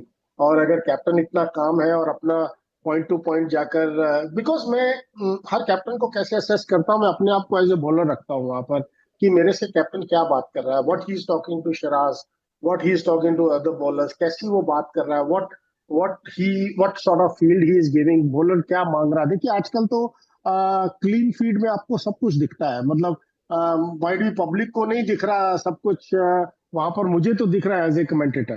तो मुझे तो क्लीन फीड पे हर चीज नजर आ रही है कि ब्रेक के अंदर क्या क्या डिस्कशन हो रहा है, क्या नहीं डिस्कशन हो रहा। I think so he got a brilliant attitude. मैंने बहुत कैप्टन्स देखे हैं, मैंने अपने टाइम में मैं 7 कैप्टन्स के अंडर खेला हूँ, उसके बाद बहुत सारे, and because I am attached to cricket for long time as a commentator और as a expert, but this guy got a brilliant attitude. मतलब वो देखिए क्या होता है ना, कामनेस बहुत इंपॉर्टेंट है। कितना जैसे मैं हर समय कपिल पाजी के बारे में बोलता था ना, कि ज्यादा फर्क ही नहीं पड़ता उनको कुछ भी, मतलब कोई ज्यादा बोलते ही नहीं आपको। वो उनका ये सोच होती थी, अरे तू बॉलर है, कर लेना अपने आप, तो तुझे ही करना है, मैं तुझे बोलता रहूंगा, करना तुझे अपनी है। दैट इज अ थिंग जो मुझे अभी तक देखने में नजर आया 2 टेस्ट मैचेस में, कि he comes to you, he speaks to you, what you wanting, he gives you. That is very important. मतलब और ठंडा आदमी है, ठंडा, मतलब एक ना, एंड देन उसकी बैटिंग में भी वो चीज नजर आ रही है मुझे। मैंने शुभमन को बहुत समय खेलते देखा है, मतलब इतना क्लोजली मैंने उसको देखा, मतलब जो कामनेस मुझे अभी नजर आ रही है ना, वो कामनेस माइट भी पहले नजर नहीं आई। मतलब ही वाज ब्रिलियंट। देखिए इतने साल से खेल रहा है, he become the captain of India, obviously he is the best. तो मतलब जो कामनेस की मैं बात कर रहा हूँ, टेस्ट क्रिकेट में आपको चाहिए होती है ना, बहुत अच्छा लग रहा देखते हैं।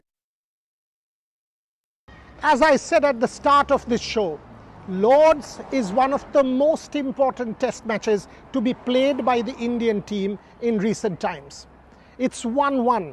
Let's not get too far ahead of ourselves and say India has taken control. India hasn't. What India has done, and done beautifully, is make a comeback and instill self-belief, not only in themselves but also among the fans. The fans now believe that this Indian side is capable. The fans now believe that this can be done. England can be conquered. It can actually be achieved, and this series win is possible, as the captain very rightly said at the press conference. And you can sense an eerie sense of, how do I say it, a kind of lull before the storm. England will come hard. Believe you me, England will come hard with Jofra and possibly Gus Atkinson as well. India has got Bumrah back.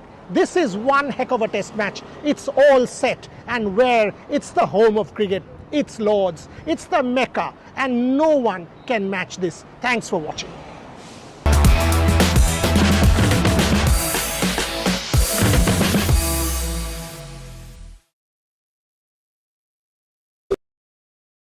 जनता के पास सवाल ही सवाल है। जवाब ढूंढने को वो देखती है न्यूज़, और देखती है यहाँ तो सवालों का मायाजाल है।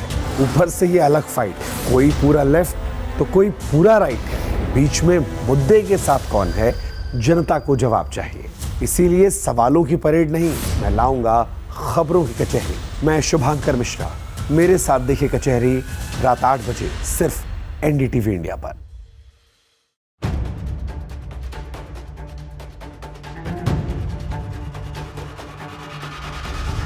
If it matters to you, if it matters to you, if it matters to you, if it matters to you, if it matters to you,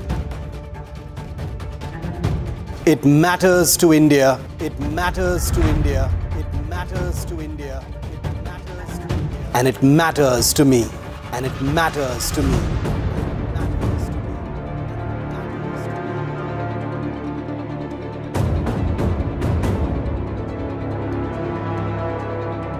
India Matters with Churu. Only on NDTV 24/7.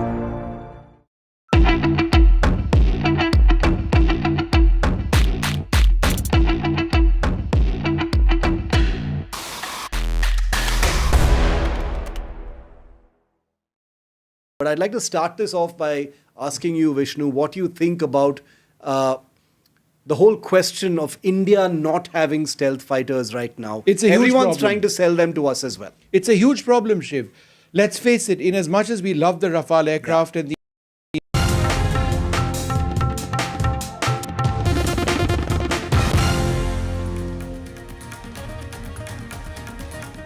Well, good afternoon. You're watching NDTV. I'm Gauri Dwivedi. Over the course of the next 60 minutes, we'll get you all the big stories that we are tracking. First up, the headlines as we start the show.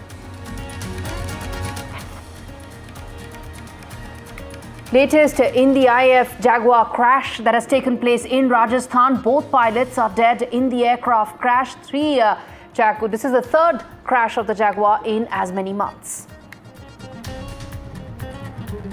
NDTV's non-stop coverage on the Sena slapgate. NDTV coverage pushes Maharashtra Chief Minister to finally act. It's a mega NDTV impact as Chief Minister condemns the behavior of the MLA. Says MLA's conduct does not send the right message.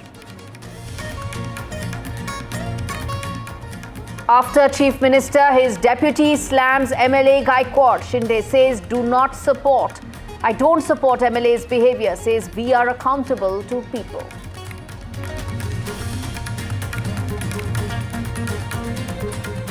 Sena MLA punches canteen staffer over food. Hours after assault, the food police is at the canteen. No action on Neta, scrutiny on the canteen staff.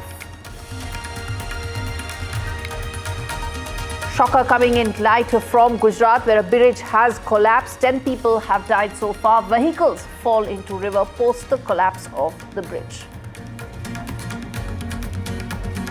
The Karnataka Game of Thrones now shifts to New Delhi. DK Shivkumar seeks time to meet Rahul Gandhi. Karnataka Chief Minister and DK Shivkumar meet the Defence Minister. NIA files supplementary charge sheet against 2611 mastermind. NIA court extends Tawur Rana's judicial custody.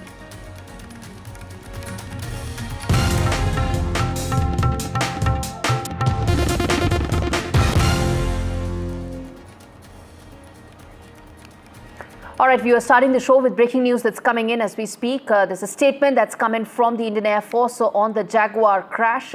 And an IAF Jaguar trainer aircraft met with an accident during a routine training mission and crashed near Churu in Rajasthan. To know more about this, colleague Vishnu Som joins us live on this story. Now, Vishnu, there's a statement that has come out by the Indian Air Force. Walk us through it and also walk us through what really happened here. We don't know what happened, but I think it's absolutely tragic, whatever it is. 2 pilots are dead as a result of this crash. For whatever the reasons were, we do not know whether they were able to eject, or if they did indeed eject from the aircraft, what happened and why were they not able to get out. So that's a big question. Did the ejection sequence actually take place? The Jaguar fighter bomber has ejection seats, Martin Baker ejection seats. These are designed to get them out of trouble, to get them to eject and bail out of an aircraft in distress. For whatever the reason was, we do not know if they did eject or they were unable to eject. But this is the third crash of a Jaguar fighter bomber in the Indian Air Force this year. There will be a court of inquiry which looks into this. The Jaguar itself is one of the oldest types operated by the Indian Air Force. They started entering the IAF in the late 70s and the early 80s. We operate more than 100 of them. They've been progressively upgraded over a period of time. There was a plan to upgrade them with new engines as well. That didn't take place. But they are being progressively taken out of service, I think, in a few years onwards. But they do fulfill an important role now in the low-level bombing sort of missions which the Indian Air Force is specialized in. I would assume they took part in Op Sindoor as well. But the fact that you've got the loss of personnel in this crash, that's deeply distressing. The third crash this year. Third crash this year, even as what really happened is something that we're going to try and get details of, and we'll await those official details. Vishnu, there's been some talk about the fact that these are old jets, but walk us through in the sense that these are 45, 46-year-old jets. They've been in service since the mid-1970s. There's a lot of chatter about should they still be around, but how do you address that? So the first Jaguar started entering the Indian Air Force in the late 70s, early 80s. They've been manufactured at Hindustan Aeronautics as well. So the latest Jaguars to enter, would have entered many decades later. So I'm not entirely certain when this particular Jaguar entered service. That's something that we need to see. But the design of the aircraft is old. It was an aircraft which was being developed in the late 60s, early 70s. It's not a fly-by-wire control system aircraft. In other words, it doesn't have the electronic control interfaces which modern aircraft like the Rafale and the Mirage 2000 have, which actually add to the safety margin of aircraft. It is, in some regimes, a somewhat more difficult aircraft to fly, but that is consistent with aircraft of an older generation. You also mentioned, Gauri, that we'll find out what happens in the official crash report. This is a military aircraft, and typically speaking, military crash reports are not made public. Very, very rarely are the details of this actually revealed. So there will be a court of inquiry. It's a military court of inquiry. It will be conducted by the Air Force, but I don't think that the report is going to be made public at all. We're going to leave it there. Vishnu Som giving us all the details on that tragic story coming to light from Indian Air Force where Jaguar has crashed.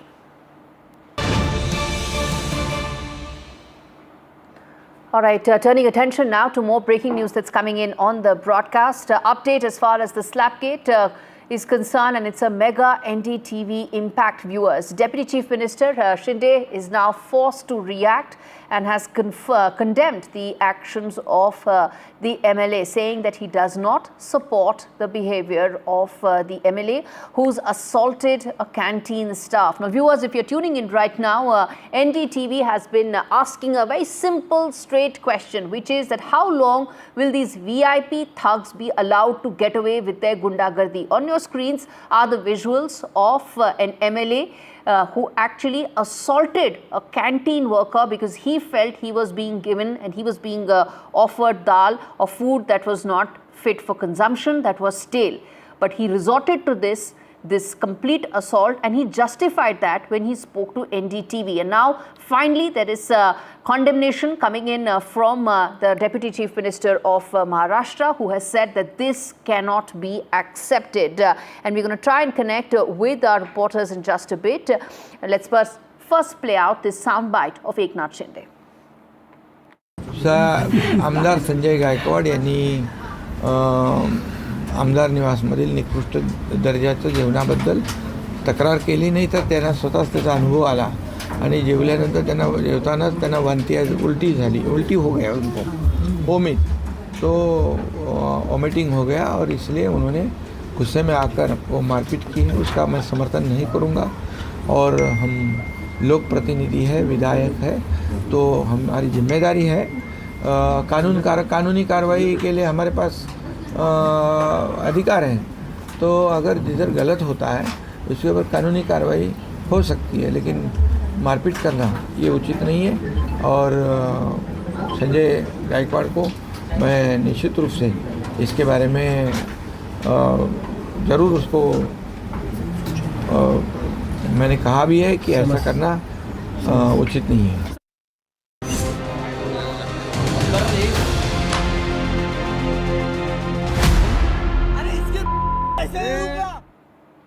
All right, let's get in our team of reporters. Radhika Ramaswamy, Sujata Dwivedi, Abhishek Avasthi, all joining us to know more about the story. Radhika, let me start with you. Finally, there is now a reaction that has come in, a strong condemnation that has come in from Eknath Shinde to NDTV's campaign, where we put out the VIP thugs and their thuggery right there for everybody to know what they seem to be getting away with.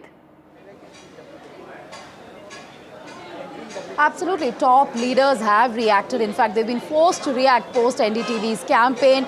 Chief Minister of Maharashtra, Devendra Fadnavis, reacted a while ago. He said that he is condemning this particular incident and this doesn't augur well with the public of Maharashtra, and he is a representative of people. Their perception is something that will be sent out wrongly. In fact, the message that's sent out will be wrong, is what he has said. Devendra Fadnavis has reacted, after which now Deputy Chief Minister Eknath Shinde has also reacted, in which he has said that he has spoken to this man Gaikwad, and also going on to say that this is unacceptable, this behavior is cannot be tolerated, and that action will be taken if he is found guilty. Of course, you know, these people, all these leaders, especially the ruling government, they are treading cautiously while they are condemning this action very aggressively, while they are saying that this is unacceptable behavior. There is no real consequence to Sanjay Gaikwad's action. That is what we are seeing. Absolutely no police action, no FIR, and no disciplinary action against this man Sanjay Gaikwad. So what we are seeking right now is some sort of disciplinary action. Will he be suspended? Will any sort of penalty be imposed? Will there be an FIR? All that is what we are expecting at this point. Of course, these are lip services, you know, they are just verbal assurances that is being given, and act of condemnation from the side of political leadership, be it Chief Minister of Maharashtra or Deputy Chief Minister. But will that really lead to some sort of concrete action on the ground in terms of, you know, him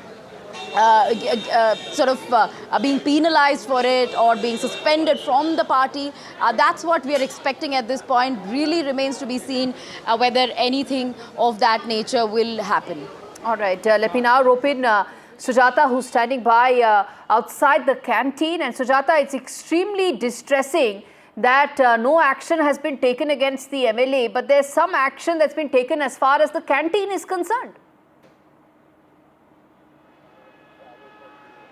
Absolutely, and what more unfortunate could it be that the MLA who was involved into all this, he claims that this is the Shiv Sena style and this is how people would be treated if they do not act right as per their job. And this is what Sanjay Gaikwad could be seen speaking to NDTV and stating that in this Shiv Sena style, this is how people would be treated. Now that Eknath Shinde, the Deputy Chief Minister, has himself given a statement, it is likely that Sanjay Gaikwad is likely to apologize. If he does after speaking to Eknath Shinde, well, that remains to be seen. While on the other side, FD officials, they ensured that they reached this restaurant where they did conduct a complete and also they inspected the kitchen as well as the entire canteen where food is being prepared. And because it is situated right next to the Mantralaya, so you'll always find rush and huge crowd gathering inside the restaurant to eat food. And now that Sanjay Gaikwad had complained that at this particular restaurant the food quality was not apt, and this was not just once or twice, but this had been happening for a long time now. So which is why there was inspections carried out at this lunch home. And also, you know, all of the chefs as well as their staff were inspected to check about the cleanliness record, to check about what are the products that are being used, was it really of good nature or not, are they expired or not. So action from the FD has also been initiated. However, the food inspectors who were there, they refused to comment on camera. Later they did, and therefore we're expecting that Mr. Navekar, who happens to be the FDA commissioner, is also likely to comment on the matter as far as the food safety measures are concerned with this restaurant. But as for so far, what we know is that the restaurant had ensured that no such complaints are received hereafter from their customers who come on regular basis. And because this is the only restaurant that serves food to all its MLAs as well, who especially wait in these buildings, even they have ensured that right food is being supplied from today onwards. Okay, Sujata, stay with us. I want to now get in Abhishek Awasthi. He was the one who spoke with this MLA. He was defiant. He went on to say that I'm not going to apologize. He, in fact, also narrated half a dozen of its sporting achievements, completely disregarding the fact that he actually assaulted a canteen worker. And Abhishek, as things stand right now, yes, a condemnation is very important, but at the end of the day, action is what needs to be taken. Yeah, definitely, you know, as I spoke to him, he doesn't have any sort of regret to what he has done. And especially when the video has gone viral, and we can clearly see it is not one action, it is multiple times he has hit that poor guy. Clearly we seen in the video along with his supporter, who also were violent at that given point of time. And when we spoke to him, he was reluctant. He said that this is the way I behave, and you know, I have repeatedly complained, but there was no cognizance of it, and now this is what I believe that should be done, and I have done it, and I will do it multiple times. This is what he said. But now, after condemnation from his senior leadership and especially from Chief Minister Devendra Fadnavis in the floor of the House. And what is more important out here is Devendra Fadnavis has clearly said in front of the chairperson of the Legislative Council, he clearly pointed out that appropriate action against Mr. Gaikwad, who is an MLA representing Legislative Assembly of the lower house. He has said that chairperson of the Legislative Council as well as the Speaker of Legislative Assembly can take appropriate action against this person, because currently session is going on. He is an MLA, and both the senior most of the house, whether it is chairperson of the Legislative Council or Speaker of the Legislative Assembly, are free to take action. This is what a strong statement from Devendra Fadnavis, the Chief Minister of Maharashtra. Other angle I would like to point out, there are many cases in which police take suo motu cognizance or government takes suo motu cognizance. We have several viral videos which are investigated like this. Then why not suo motu cognizance in this case is our first question, because it is clearly visible on the social media platform that an MLA who is supposed to make laws in the assembly, he's taking law in his own hand, beating that poor guy. Then why not a suo motu FIR and a necessary action accordingly? Or now, after the assurance of the Chief Minister, we will have to wait and watch out for whether the chairperson of Legislative Council or the Speaker of Legislative Assembly take appropriate action. Whether there would be suspension of his membership is something that we will have to wait and watch out for. So again, I am raising that point. In many cases like this, where the videos are gone viral, police have taken suo motu cognizance and have acted on it. Abhishek, Why you're not making, in this case? that's a very important point you're making, which is, hold your thought, very important point that you're making, and it's important for our viewers to understand, which is that while there is condemnation that has come in from top bosses in Maharashtra, MLA Gaikwad is still not facing any serious action. No police action has been taken so far. And what my colleague Abhishek is pointing out right now, viewers, is that suo motu action can be taken. The assembly is on right now. The speaker can take action. Parallelly, the police can take action as well. And Sujata, let me come back to you at this stage. The politics of it as well. That's extremely important as well to point out to our viewers. The session is on right now. Assembly session is on. And this MLA, while he's got some condemnation, what about the politics of this entire issue that's also likely to now come center stage? Certainly, and politics has been gearing up around this topic as well, where we saw that not only people from the Mahayuti but also leaders from the Mahavikas Aghadi have commented on this matter, as well as Uddhav Thackeray too. While he was addressing a rally, he spoke about this issue, stating that Gaikwad is no more a Shiv and him stating that this is the Shiv Sena style of dealing with people is extremely wrong and could not be tolerated. While on the other hand, we see several opposition leaders like Anil Parab who spoke about this and asked question in the assembly to the Chief Minister, asking what would be the actions as well as the repercussions for this serious incident, because we see that often in such during such times when assembly is on, if there's a statement that has been given by a leader, he's either suspended or asked to not attend the assembly. And here in this case, Mr. Gaikwad was seen hitting somebody, and that too assaulting the person, and we also videos are available. So what is stopping them from taking action against him is what the opposition at this given point in time is demanding. However, like I mentioned before, that the government too is playing very cautiously on this case, and they are trying to condemn the issue. They are stating that this is wrong, whatever has happened, it should not be done and it is unacceptable. But at the same time, Mr. Gaikwad clearly roams free in the assembly, stating that what he did was because of several complaints that were received earlier, and also a sort of praising and stating that if something like this repeats, his actions too would do the same. So definitely an alarm for the government to ensure that this time they set an example, stating that not only people from the MNS but also from Shiv Sena, if any such action comes up and videos are circulated, action would be ensured. All right, Sujata Dwivedi and Abhishek Awasthi joining me live on this big story that viewers, we are going to keep tracking, because it's the NDTV coverage that has finally resulted in some condemnation and hopefully action. Remember, NDTV's relentless coverage has prompted Maharashtra Chief Minister Devendra Fadnavis to break silence. CM Fadnavis has strongly condemned Shiv Sena MLA Sanjay Gaikwad's behavior and has said that this conduct does not send the right message. MLA's actions have been termed inappropriate by Chief Minister following NDTV's extensive campaign. Public pressure, NDTV's spotlight, together have led to this political accountability. But the big question still remains, will the Chief Minister take concrete actions against the Sena MLA? I want to play out this soundbite of the Chief Minister before we go any further. यातनं सगळ्या आमदारांबद्दल लोकांमध्ये भावना चुकीची जाते. आपण कुठेतरी सत्तेचा गैरवापर करतो किंवा आपण सगळे आमदार म्हणून आपलं कंडक्ट योग्य नाही अशा प्रकारचं लोकांमध्ये या संदर्भातली भावना जाते.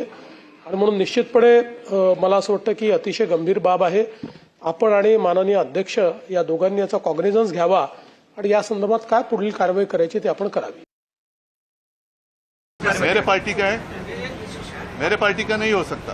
जानबूझकर ये सारी चीजें चल रही है, एक बड़ी साजिश है. इसके पीछे एक षड्यंत्र मुझे नजर आ रहा है, क्योंकि एसएनसी का तो दावा था कि वो चीफ मिनिस्टर बने, नहीं बनाया गया, तो उनको तो बेरहमी से वो इंतजार कर रहे हैं. All right, now in a shocking show of high-handedness, a Maharashtra lawmaker upset over the quality of dal. Viewers, what really happened? I want to take you through the entire incident. Now, this incident was that the Maharashtra lawmaker was upset over the quality of dal that was served to him at an MLA canteen in Mumbai. He then went on to assault the canteen operator, hitting him on the face, punching him so hard that he fell on the floor. The incident at the Akashvani MLA canteen in Churchgate was caught on camera. The video clip has gone viral, raising questions about the conduct of elected representatives in public. The MLA, however, said he does not regret his act and said that this was actually the Shiv Sena style.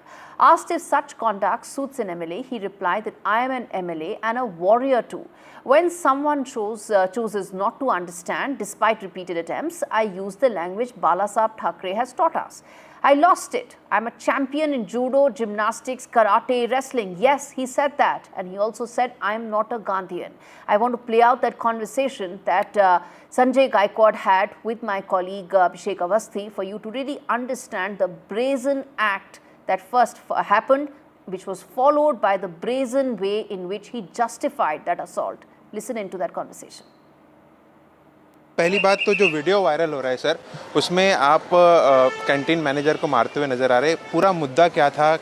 क्या आपको दाल परोसी गई जिसमें ख़राब दाल बताई जा रही है? क्या तकलीफ हुई? उन्हें दाल परोसी नहीं गई थी. मैंने मेरे रूम में जो मेरा रूटीन टाइम होता है 10 बजे का, ऑलरेडी मैं कभी भी बाहर खाना नहीं खाता हूँ, ना गाँव में खाता हूँ ना इधर खाता हूँ. तो मैंने खाना पार्सल मंगाया जिसमें मैंने दाल चावल और 2 चपाती मंगाया था. सादा खाना मैंने मंगाया था. और मैं एक दाल चावल का निवाला मैंने डाला तो मुझे बहुत गंदा लगा. सो मैं लगा कुछ मुंह में आया होगा. सेकंड खाया तो मुझे उल्टी हो गई और इतना भयानक फील होने लगा. तो फिर मैंने जैसा मैं जो कपड़े पे था वही कपड़े में कैंटीन में गया और वो जो जिन लोगों ने मुझे ये सब दिया था उनको पूछा कि आपने दिया है? बोले हाँ दिया है. तो मैंने बोला आप स्मेल लीजिए इसका. उन्होंने स्मेल लिया तो बोले बहुत ख़राब है.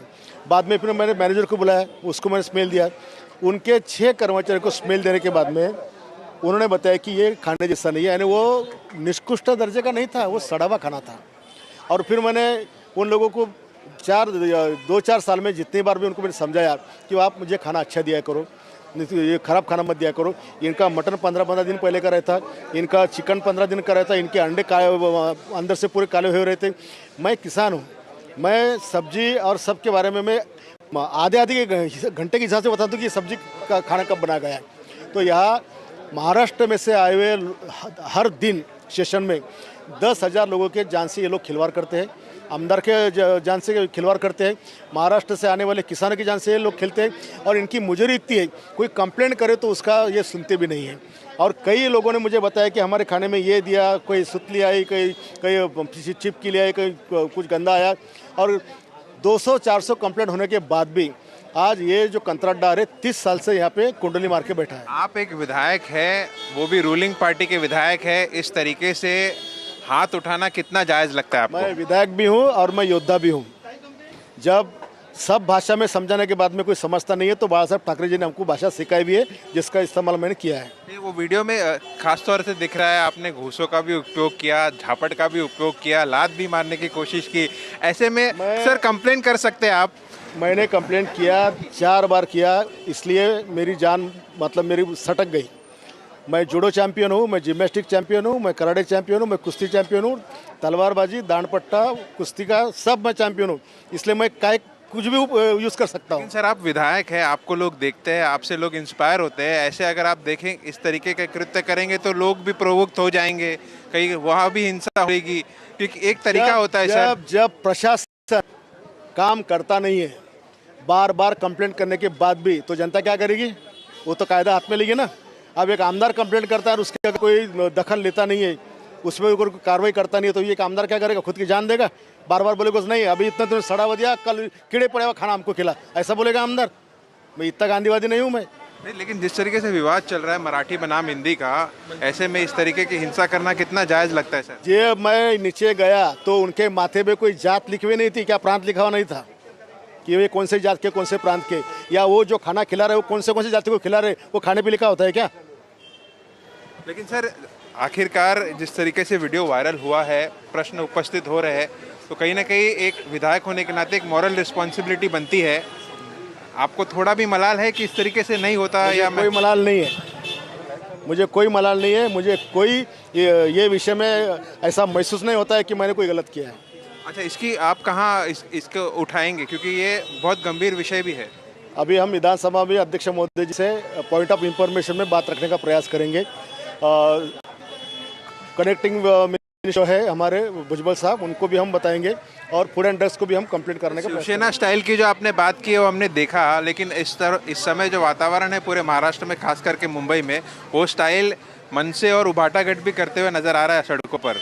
कैसे देखते हो उसे? तो उनके बारे में मैं कुछ बोलना नहीं चाहूँगा, वो ये जो महाराष्ट्र में चल रहा है ये महाराष्ट्र की हित का नहीं है। धन्यवाद। तो ये हमारे साथ थे संजय गायकवाड़ जी, जो साफ तौर पे कह रहे हैं भले ही मैं विधायक हूँ, लेकिन बार बार अगर मेरी कंप्लेन को नज़रअंदाज किया जाएगा तो मैं इसी तरीके से फिर एक बार उस कैंटीन मैनेजर को मारूंगा, और ये शिवसेना स्टाइल है। मैं गांधीवादी मैं बिलीव नहीं करता, मैं उनको सबक जरूर सिखाऊंगा। हालांकि उन्होंने कहा कि इसका मुद्दा विधानसभा में वो जरूर उठाएंगे। All right, let me now play out this conversation that Abhishek had with the eyewitnesses who saw this entire assault on that poor canteen worker. One can have a problem with the food that is being served, but nothing, absolutely nothing justifies that assault. And that's exactly what all those eyewitnesses said to Abhishek in this conversation. Listen in. हम इस वक्त उसी hotel में है, हमारे साथ hotel का staff है। जिस तरीके से योगेश जी के साथ हुआ, आपके साथ भी हो सकता है। कितना जायज़ लगता है इस तरीके से? अगर कुछ चीज़ खराब है उसका एक तरीका होता है, लेकिन क्या कहेंगे? आके करो, हाँ बराबर है, कर सकते हैं। अभी अब मंत्री आके उसके साथ 20-25 आदमी जो रहते हैं, आके एक आदमी को मारना, गरीब आदमी को मारना, एक कौन सा तरीका है? एक कौन सा तरीका है? अभी वो कायदे कानून है, वो खराब है, वो करो, एक कायदे कानून वो छोड़ के मारा मारी। मंत्री बनते क्या मारामारी करने के लिए बनते हैं? लेकिन आपने एक और एक महत्वपूर्ण बात बताई कि उनके साथ 10-15 लोग थे जो मिल के मार रहे थे, ऐसा कुछ हुआ था क्या? बराबर है, वो लोग ही आदमी था ना, वो लोग ही आदमी था, वो लोग ही मारा। पहला वो मंत्री ने वो काली बनीन में था, वो मारा, मारने के बाद दूसरा 2-3 आदमी मारा। मंत्री नहीं, वो विधायक है सर, विधायक मतलब एमएलए है। एमएलए क्या मालूम, भगवान जानते एमएलए क्या है। लेकिन कितना जायज़ लगता है इस तरीके से? कभी आप भी हो सकते हो, ये भाई भी हो सकते हैं, जो आप मेहनत से काम करते हो, कुछ अगर तकलीफ है तो उसकी बताना चाहिए कि इस तरीके से मारना चाहिए। अरे मारामारी नहीं करना चाहिए, जो चीज़ खराब है आके बोलना चाहिए, ये खराब है, ये करो, वो करो करके उसको सजा देना चाहिए। वो छोड़ के मारामारी, ऐसा होता है क्या मारामारी? आप लोग जितने लोग हैं काम कर रहे हैं, दिन रात मेहनत करते हैं, रोजी रोटी के लिए काम करते हैं, और इस तरीके का अगर हादसा हो जाता है तो सही है कि गलत है? ये गलत है, एकदम गलत है, गलत है, बिल्कुल गलत है, बहुत गलत है। आप भी हो सकते थे, आपको भी मारा जा सकता है। मारा जा सकता था, उंगली उठाया जा सकता था मेरे पे। मैं अन्ना को बचाया, मेरे पे हाथ उठा रहा था और मारने के लिए मेरे को हाँ मेरे को बोला। नहीं, कल जब ये हुआ आप थे क्या? हाँ थे, मैं था, मैं अन्ना को पकड़ के उठाया, ठीक है, बोलता तू मत बोले तो तेरे को मारूंगा मैं। Now viewers, there's been a sea of reactions, political reactions that have come in on this story. All stakeholders in Maharashtra have responded to NDTV's campaign. I want to play out some of those political reactions for you. Shivsena UBT के अनिल परब साहब है, आपने ये मुद्दा जो है, जो आज पूरे देश में इसके बारे में बात की जा रही है, वो असेंबली में उठाया। चीफ मिनिस्टर के रिस्पॉन्स से आप कितने खुश हो? मैंने चीफ मिनिस्टर को बोला है कि एथिक्स नाम की कोई चीज़ होती है, एमएलए ने कैसा रहना चाहिए, कैसा बिहेव करना चाहिए, आज जिस तरह से दादागिरी चल रही है, जिस तरह से मार रहे हैं, इस तरह की दादागिरी ये मुख्यमंत्री सहेंगे क्या? अब देखना है मुख्यमंत्री क्या कार्रवाई करते हैं। सर, इसमें यूबीटी सेना का भी मतलब जो हम देख रहे हैं कि सपोर्ट उन्होंने एमएनएस को एक तरीके से दिया था, जो भी मेरा बहिंदर में इशू हुआ, तो क्या सारी सेना एक तरीके से इस वायलेंस को एंडोर्स करती है? वायलेंस को एंडोर्स नहीं कर रही है, लेकिन मेरे राज्य में मेरे भाषा को कोई गलत तरीके से दबा रहा है तो उसका जवाब तो देना ही पड़ेगा। फाइनली सर बताइए कि कितना भरोसा है आपको स्पीकर पे, चेयरपर्सन पे, चीफ मिनिस्टर पे कि इस मामले में एक्शन? अधिवेशन चल रहा है, अधिवेशन में देखेंगे क्या होता है। हमारे साथ बीजेपी के सीनियर नेता सुधीर मुनगंटीवार है। सर, एक वीडियो हर जगह फैला हुआ है, हाँ, आप ही के अलायंस पार्टनर के एक एमएलए मारपीट करते हुए नजर आ रहे हैं, आपकी पहली रिएक्शन क्या रहेगी उसकी? नहीं, मैंने जानकारी ली, आमदार निवास में बहुत ही घटिया दर्जे का खाना दिया गया। बार बार विधायक जी ने उस कैंटीन के ओनर को, कॉन्ट्रैक्टर को बार बार बताया, उसके बाद भी शायद उसने अपने रवैये को सुधारा नहीं। तो शायद कभी कभी उसकी वजह से विधायक जी ने जो गुस्सा है, वो गुस्सा ऐसे तरीके से उसने व्यक्त किया होगा, ऐसा मुझे लगता। मुझे पूरी जानकारी नहीं है, मगर दोनों बातें हमें सोचनी चाहिए कि उन्होंने तो कोई रिपोर्ट नहीं दी जिसने मार खाया, इसका मतलब क्या है? उसको अपनी गलती का एहसास होगा। रिपोर्ट ना देने का कारण ऐसा भी हो सकता है कि विधायक है, उनको उनसे आगे डर लग रहा होगा, शायद रिलेशन। महाराष्ट्र में तो हजारों लोग केस करते, भैया क्यों, किसको डर रहा है? लोग तो मुख्यमंत्री जी के खिलाफ में केस करते हैं, मुझे नहीं लगता कि डर होगा। सर, गुस्सा आना लाजमी है, वो बात आपने, आपसे पहले जितेंद्र अवार्ड, उन सब ने यही चीज़ कही कि खाने की क्वालिटी थोड़ी क्वेश्चनेबल है, पर हिंसा किस हद तक जस्टिफाइबल है? क्योंकि वो खुद एक पॉलिसी मेकर है, पूरी देश आज इस चीज़ के बारे में बात करे और महाराष्ट्र का नाम कहीं ना कहीं इस चीज़ की वजह से खराब होते हुए आपको नहीं नजर आ रहा? नहीं, आपकी बात से मैं सहमत हूँ, मगर इतना गुस्सा भी किसी ने दिखाना नहीं चाहिए, ये भी तो देखना होगा ना। देखो, हम विधायक भी होंगे तो एक आम आदमी है, विधायक होने से कोई हम भगवान ने हमें कोई स्पेशल कैटेगरी में डाल दिया, ऐसा तो होता नहीं है। तो कभी कभी ऐसी घटनाएं जो होती है, इसका हम समर्थन नहीं करते, मगर हमने इस विषय को लेकर सभी ने गंभीरता से सोचना चाहिए। जब कोई विधायक किसी कर्मचारी पे हाथ उठाता है, नहीं उठाना चाहिए, मगर क्यों उठाता है ये भी सोचना चाहिए। जो संजय गायकवाड़ इसमें जो एमएलए है, उन्होंने कल रात को इंसिडेंट हुआ, आज उन्होंने हमसे बात की, कहीं रिमोर्स, गिल्ट या हल्की सी भी माफ़ी मांगने की उन्होंने कोशिश नहीं की। ठीक है, हम समझ सकते हैं कि खाना शायद बुरा होगा, क्वालिटी बुरी होगी, बट जैसे आपने कहा कि आप समर्थन नहीं कर सकते, कम से कम एमएलए माफ़ी मांग सकते हैं उस गरीब से। ऐसा है, बहुत ही ज़्यादा गंदा खाना दिया होगा शायद कि वो गुस्सा निकल नहीं रहा होगा, ऐसा होने की संभावना नकार नहीं सकते। बहुत ही गंदा खाना दिया और एक बार, 3 बार, 4 बार, 5 बार कहने के बाद भी दिया, तो ये गुस्सा जो है तो वो निकलता नहीं है कभी कभी। Okay, thank you so much. We have Yogesh Kadam here with us. Mr. Kadam, what would we say to Sanjay Gaikwad? We've seen that his video has gone viral of hitting a canteen worker. I think the due complaint should have been filed. He did not have to take the law in his hand. Thank you. That was Sanjay, Yogesh Kadam, Minister of State Home Department, in a rush to attend the assembly right now, made it very clear that a due complaint should have been filed and violence should have been avoided. Sanjay Gaikwad का video सामने आया, उसके ऊपर आपका पहला reaction क्या रहेगा? उसके ऊपर एक्शन होना चाहिए। ऐसे गरीबों को मारने का अधिकार नहीं है किसी को, और कानून हाथ में लेने का अधिकार नहीं है। सर, अभी भी उन्होंने कोई माफ़ी नहीं मांगी है इस चीज़ के बारे में। उन्होंने कहा है कि क्योंकि खाना अच्छा नहीं था इसलिए एक्शन लिया गया, तो ये दिखाता है एक्शन कानून हाथ में लेके नहीं किया जा सकता ना। और सर, क्या ये दिखाता है कि जो गवर्नमेंट है वो अपने खुद के आमदार या एमएलएज के खिलाफ एक तरीके से सॉफ्ट स्टांस रख रहा है? क्योंकि जब एमएनएस या फिर जो बाहर वायलेंस हुआ उसके ऊपर तो वो काफ़ी क्लियरली सरकार प्रायोजित है। जो महाराष्ट्र में हिंदी मराठी का जो झगड़ा शुरू किया गया, ये सरकार प्रायोजित है। सर, आपकी इमीडिएट डिमांड क्या रहेगी इस संजय गायकवाड़ केस में? सरकार ने एक्शन लेना चाहिए। कानून हाथ में किसी को लेने का अधिकार नहीं है, कानून सबके लिए समान होता है। क्या शिंदे, क्या एकनाथ शिंदे जी का भी कर्तव्य बनता है कि जल्द से जल्द इस चीज़ पे स्टेटमेंट? सरकार ने ही एक्शन लेना है, कानून किसी को हाथ में लेने का अधिकार नहीं है।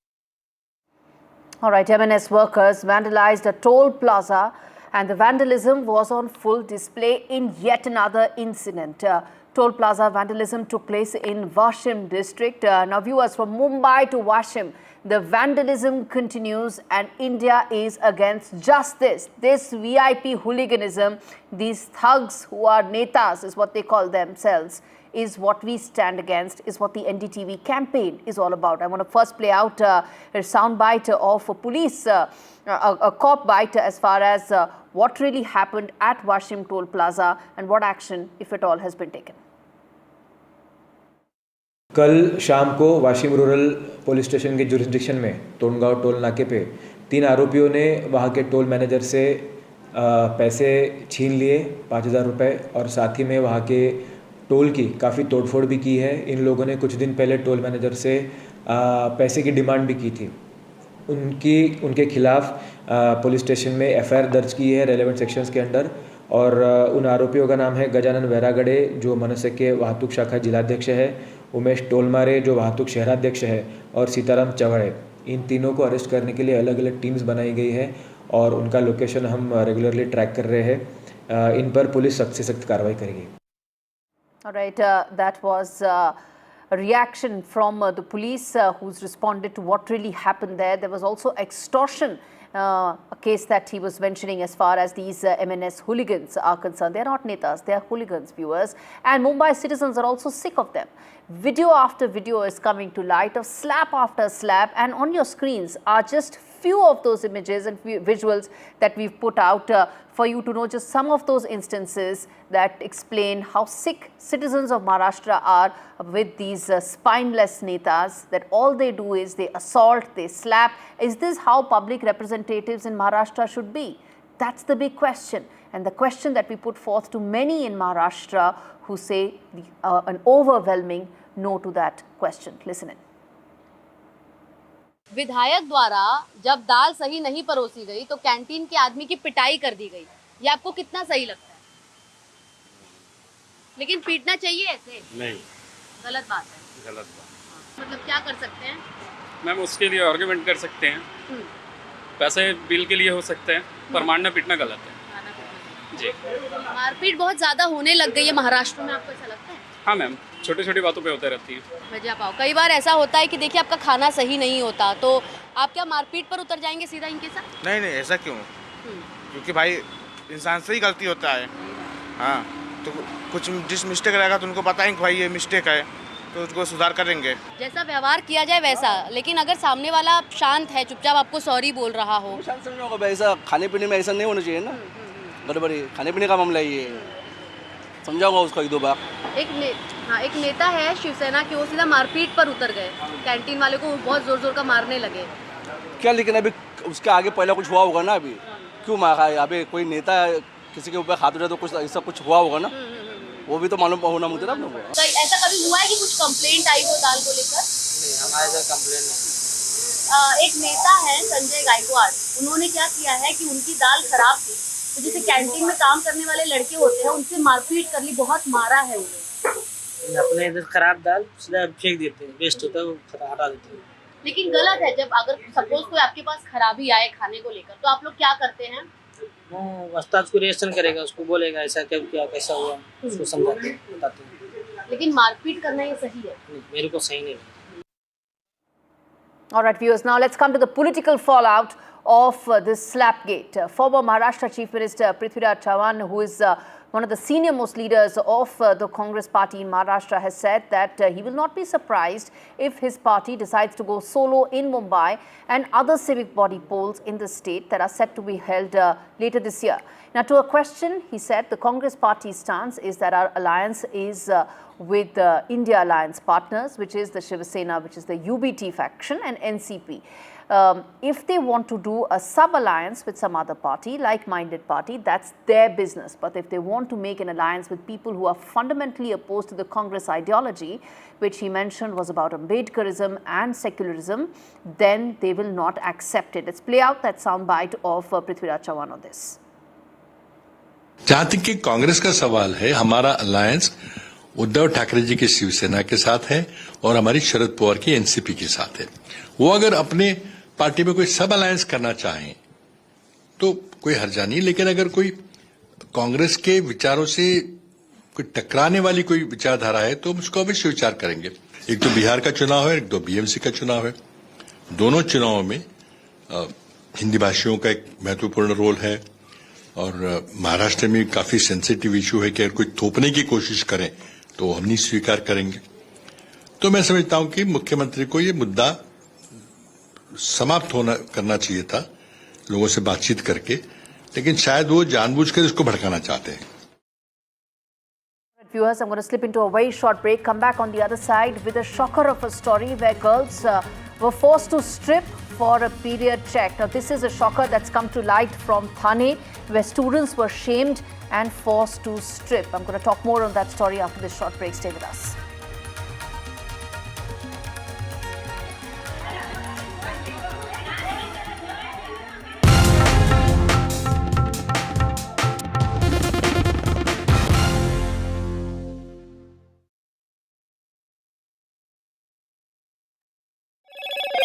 Hello, Moto.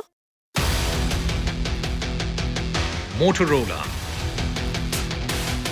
India's leading AI smartphone brand.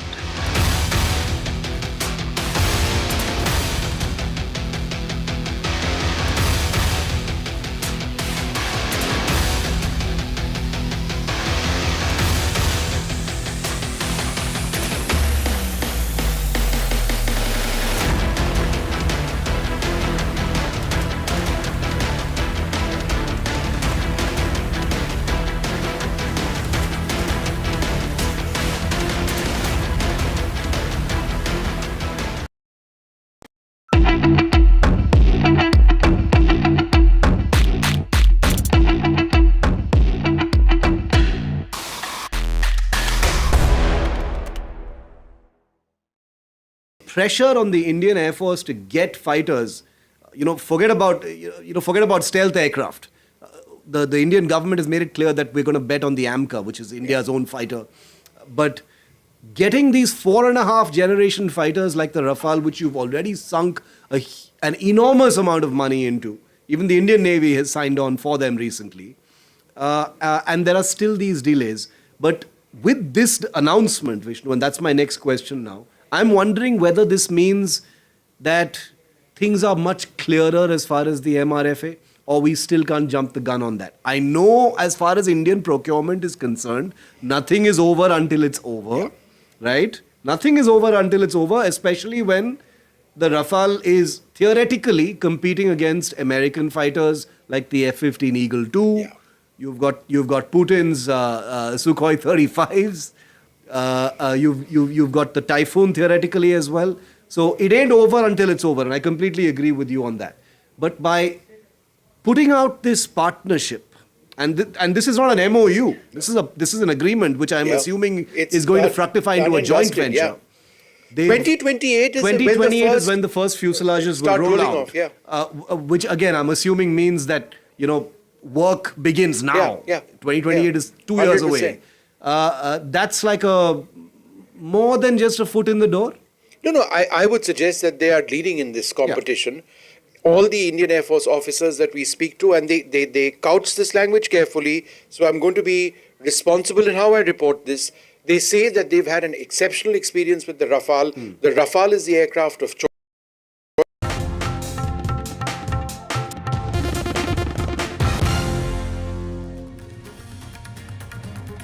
This is a shocker of a story that's coming to light from Thane, where girls were forced to strip for period check after there were blood stains that were found in the bathroom. Parents are angry, they should be angry, they should be demanding and are actually demanding the arrest of the principal. This is a very shameful incident that has come to light in a big school like Shahpur in Thane, due to which angry parents are now demanding that the principal be arrested. I'm going to try and connect with my colleague Anuj in just a bit to know more about what really happened here.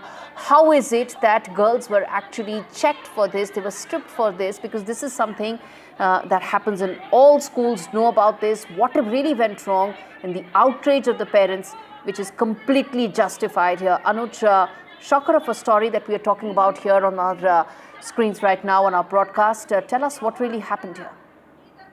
Well, yes, very surprising story coming to light from Thane.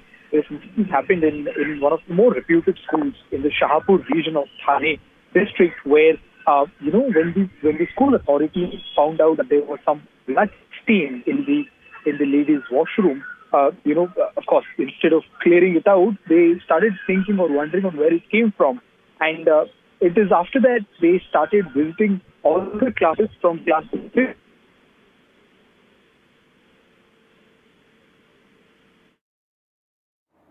Okay, I believe the audio line with Anuj needs to be checked. Okay, I believe Anuj is back with us. Go ahead, Anuj.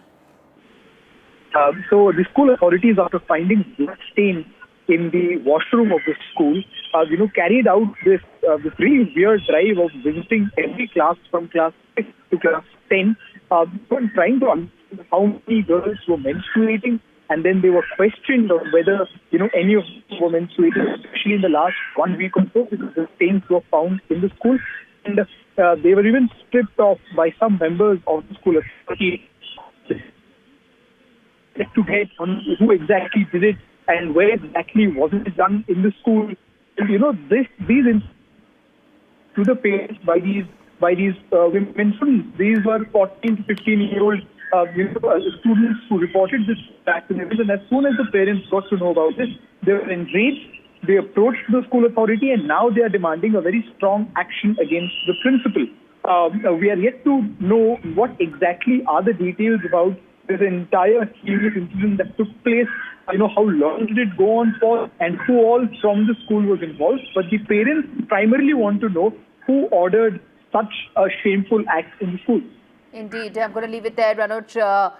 Action must be taken against this principal, and sooner than later. I'm going to leave it there. Anuj, thanks much for bringing us up to speed with that shocker of an incident coming to light from Thane. Shifting focus now to Arunachal Pradesh Chief Minister Pema Khandu, who has reignited the debate over the border with China. The Chief Minister has said that his state shares a 1,200-kilometer long border with Tibet, asserting that it is not with China. In fact, Pema Khandu has said that again, time and again, that his state borders Tibet and not China. And he said that China forcibly occupied Tibet in 1950 and maintains that his state originally shared a boundary with Tibet. Let's quickly play out that soundbite of the Arunachal Chief Minister.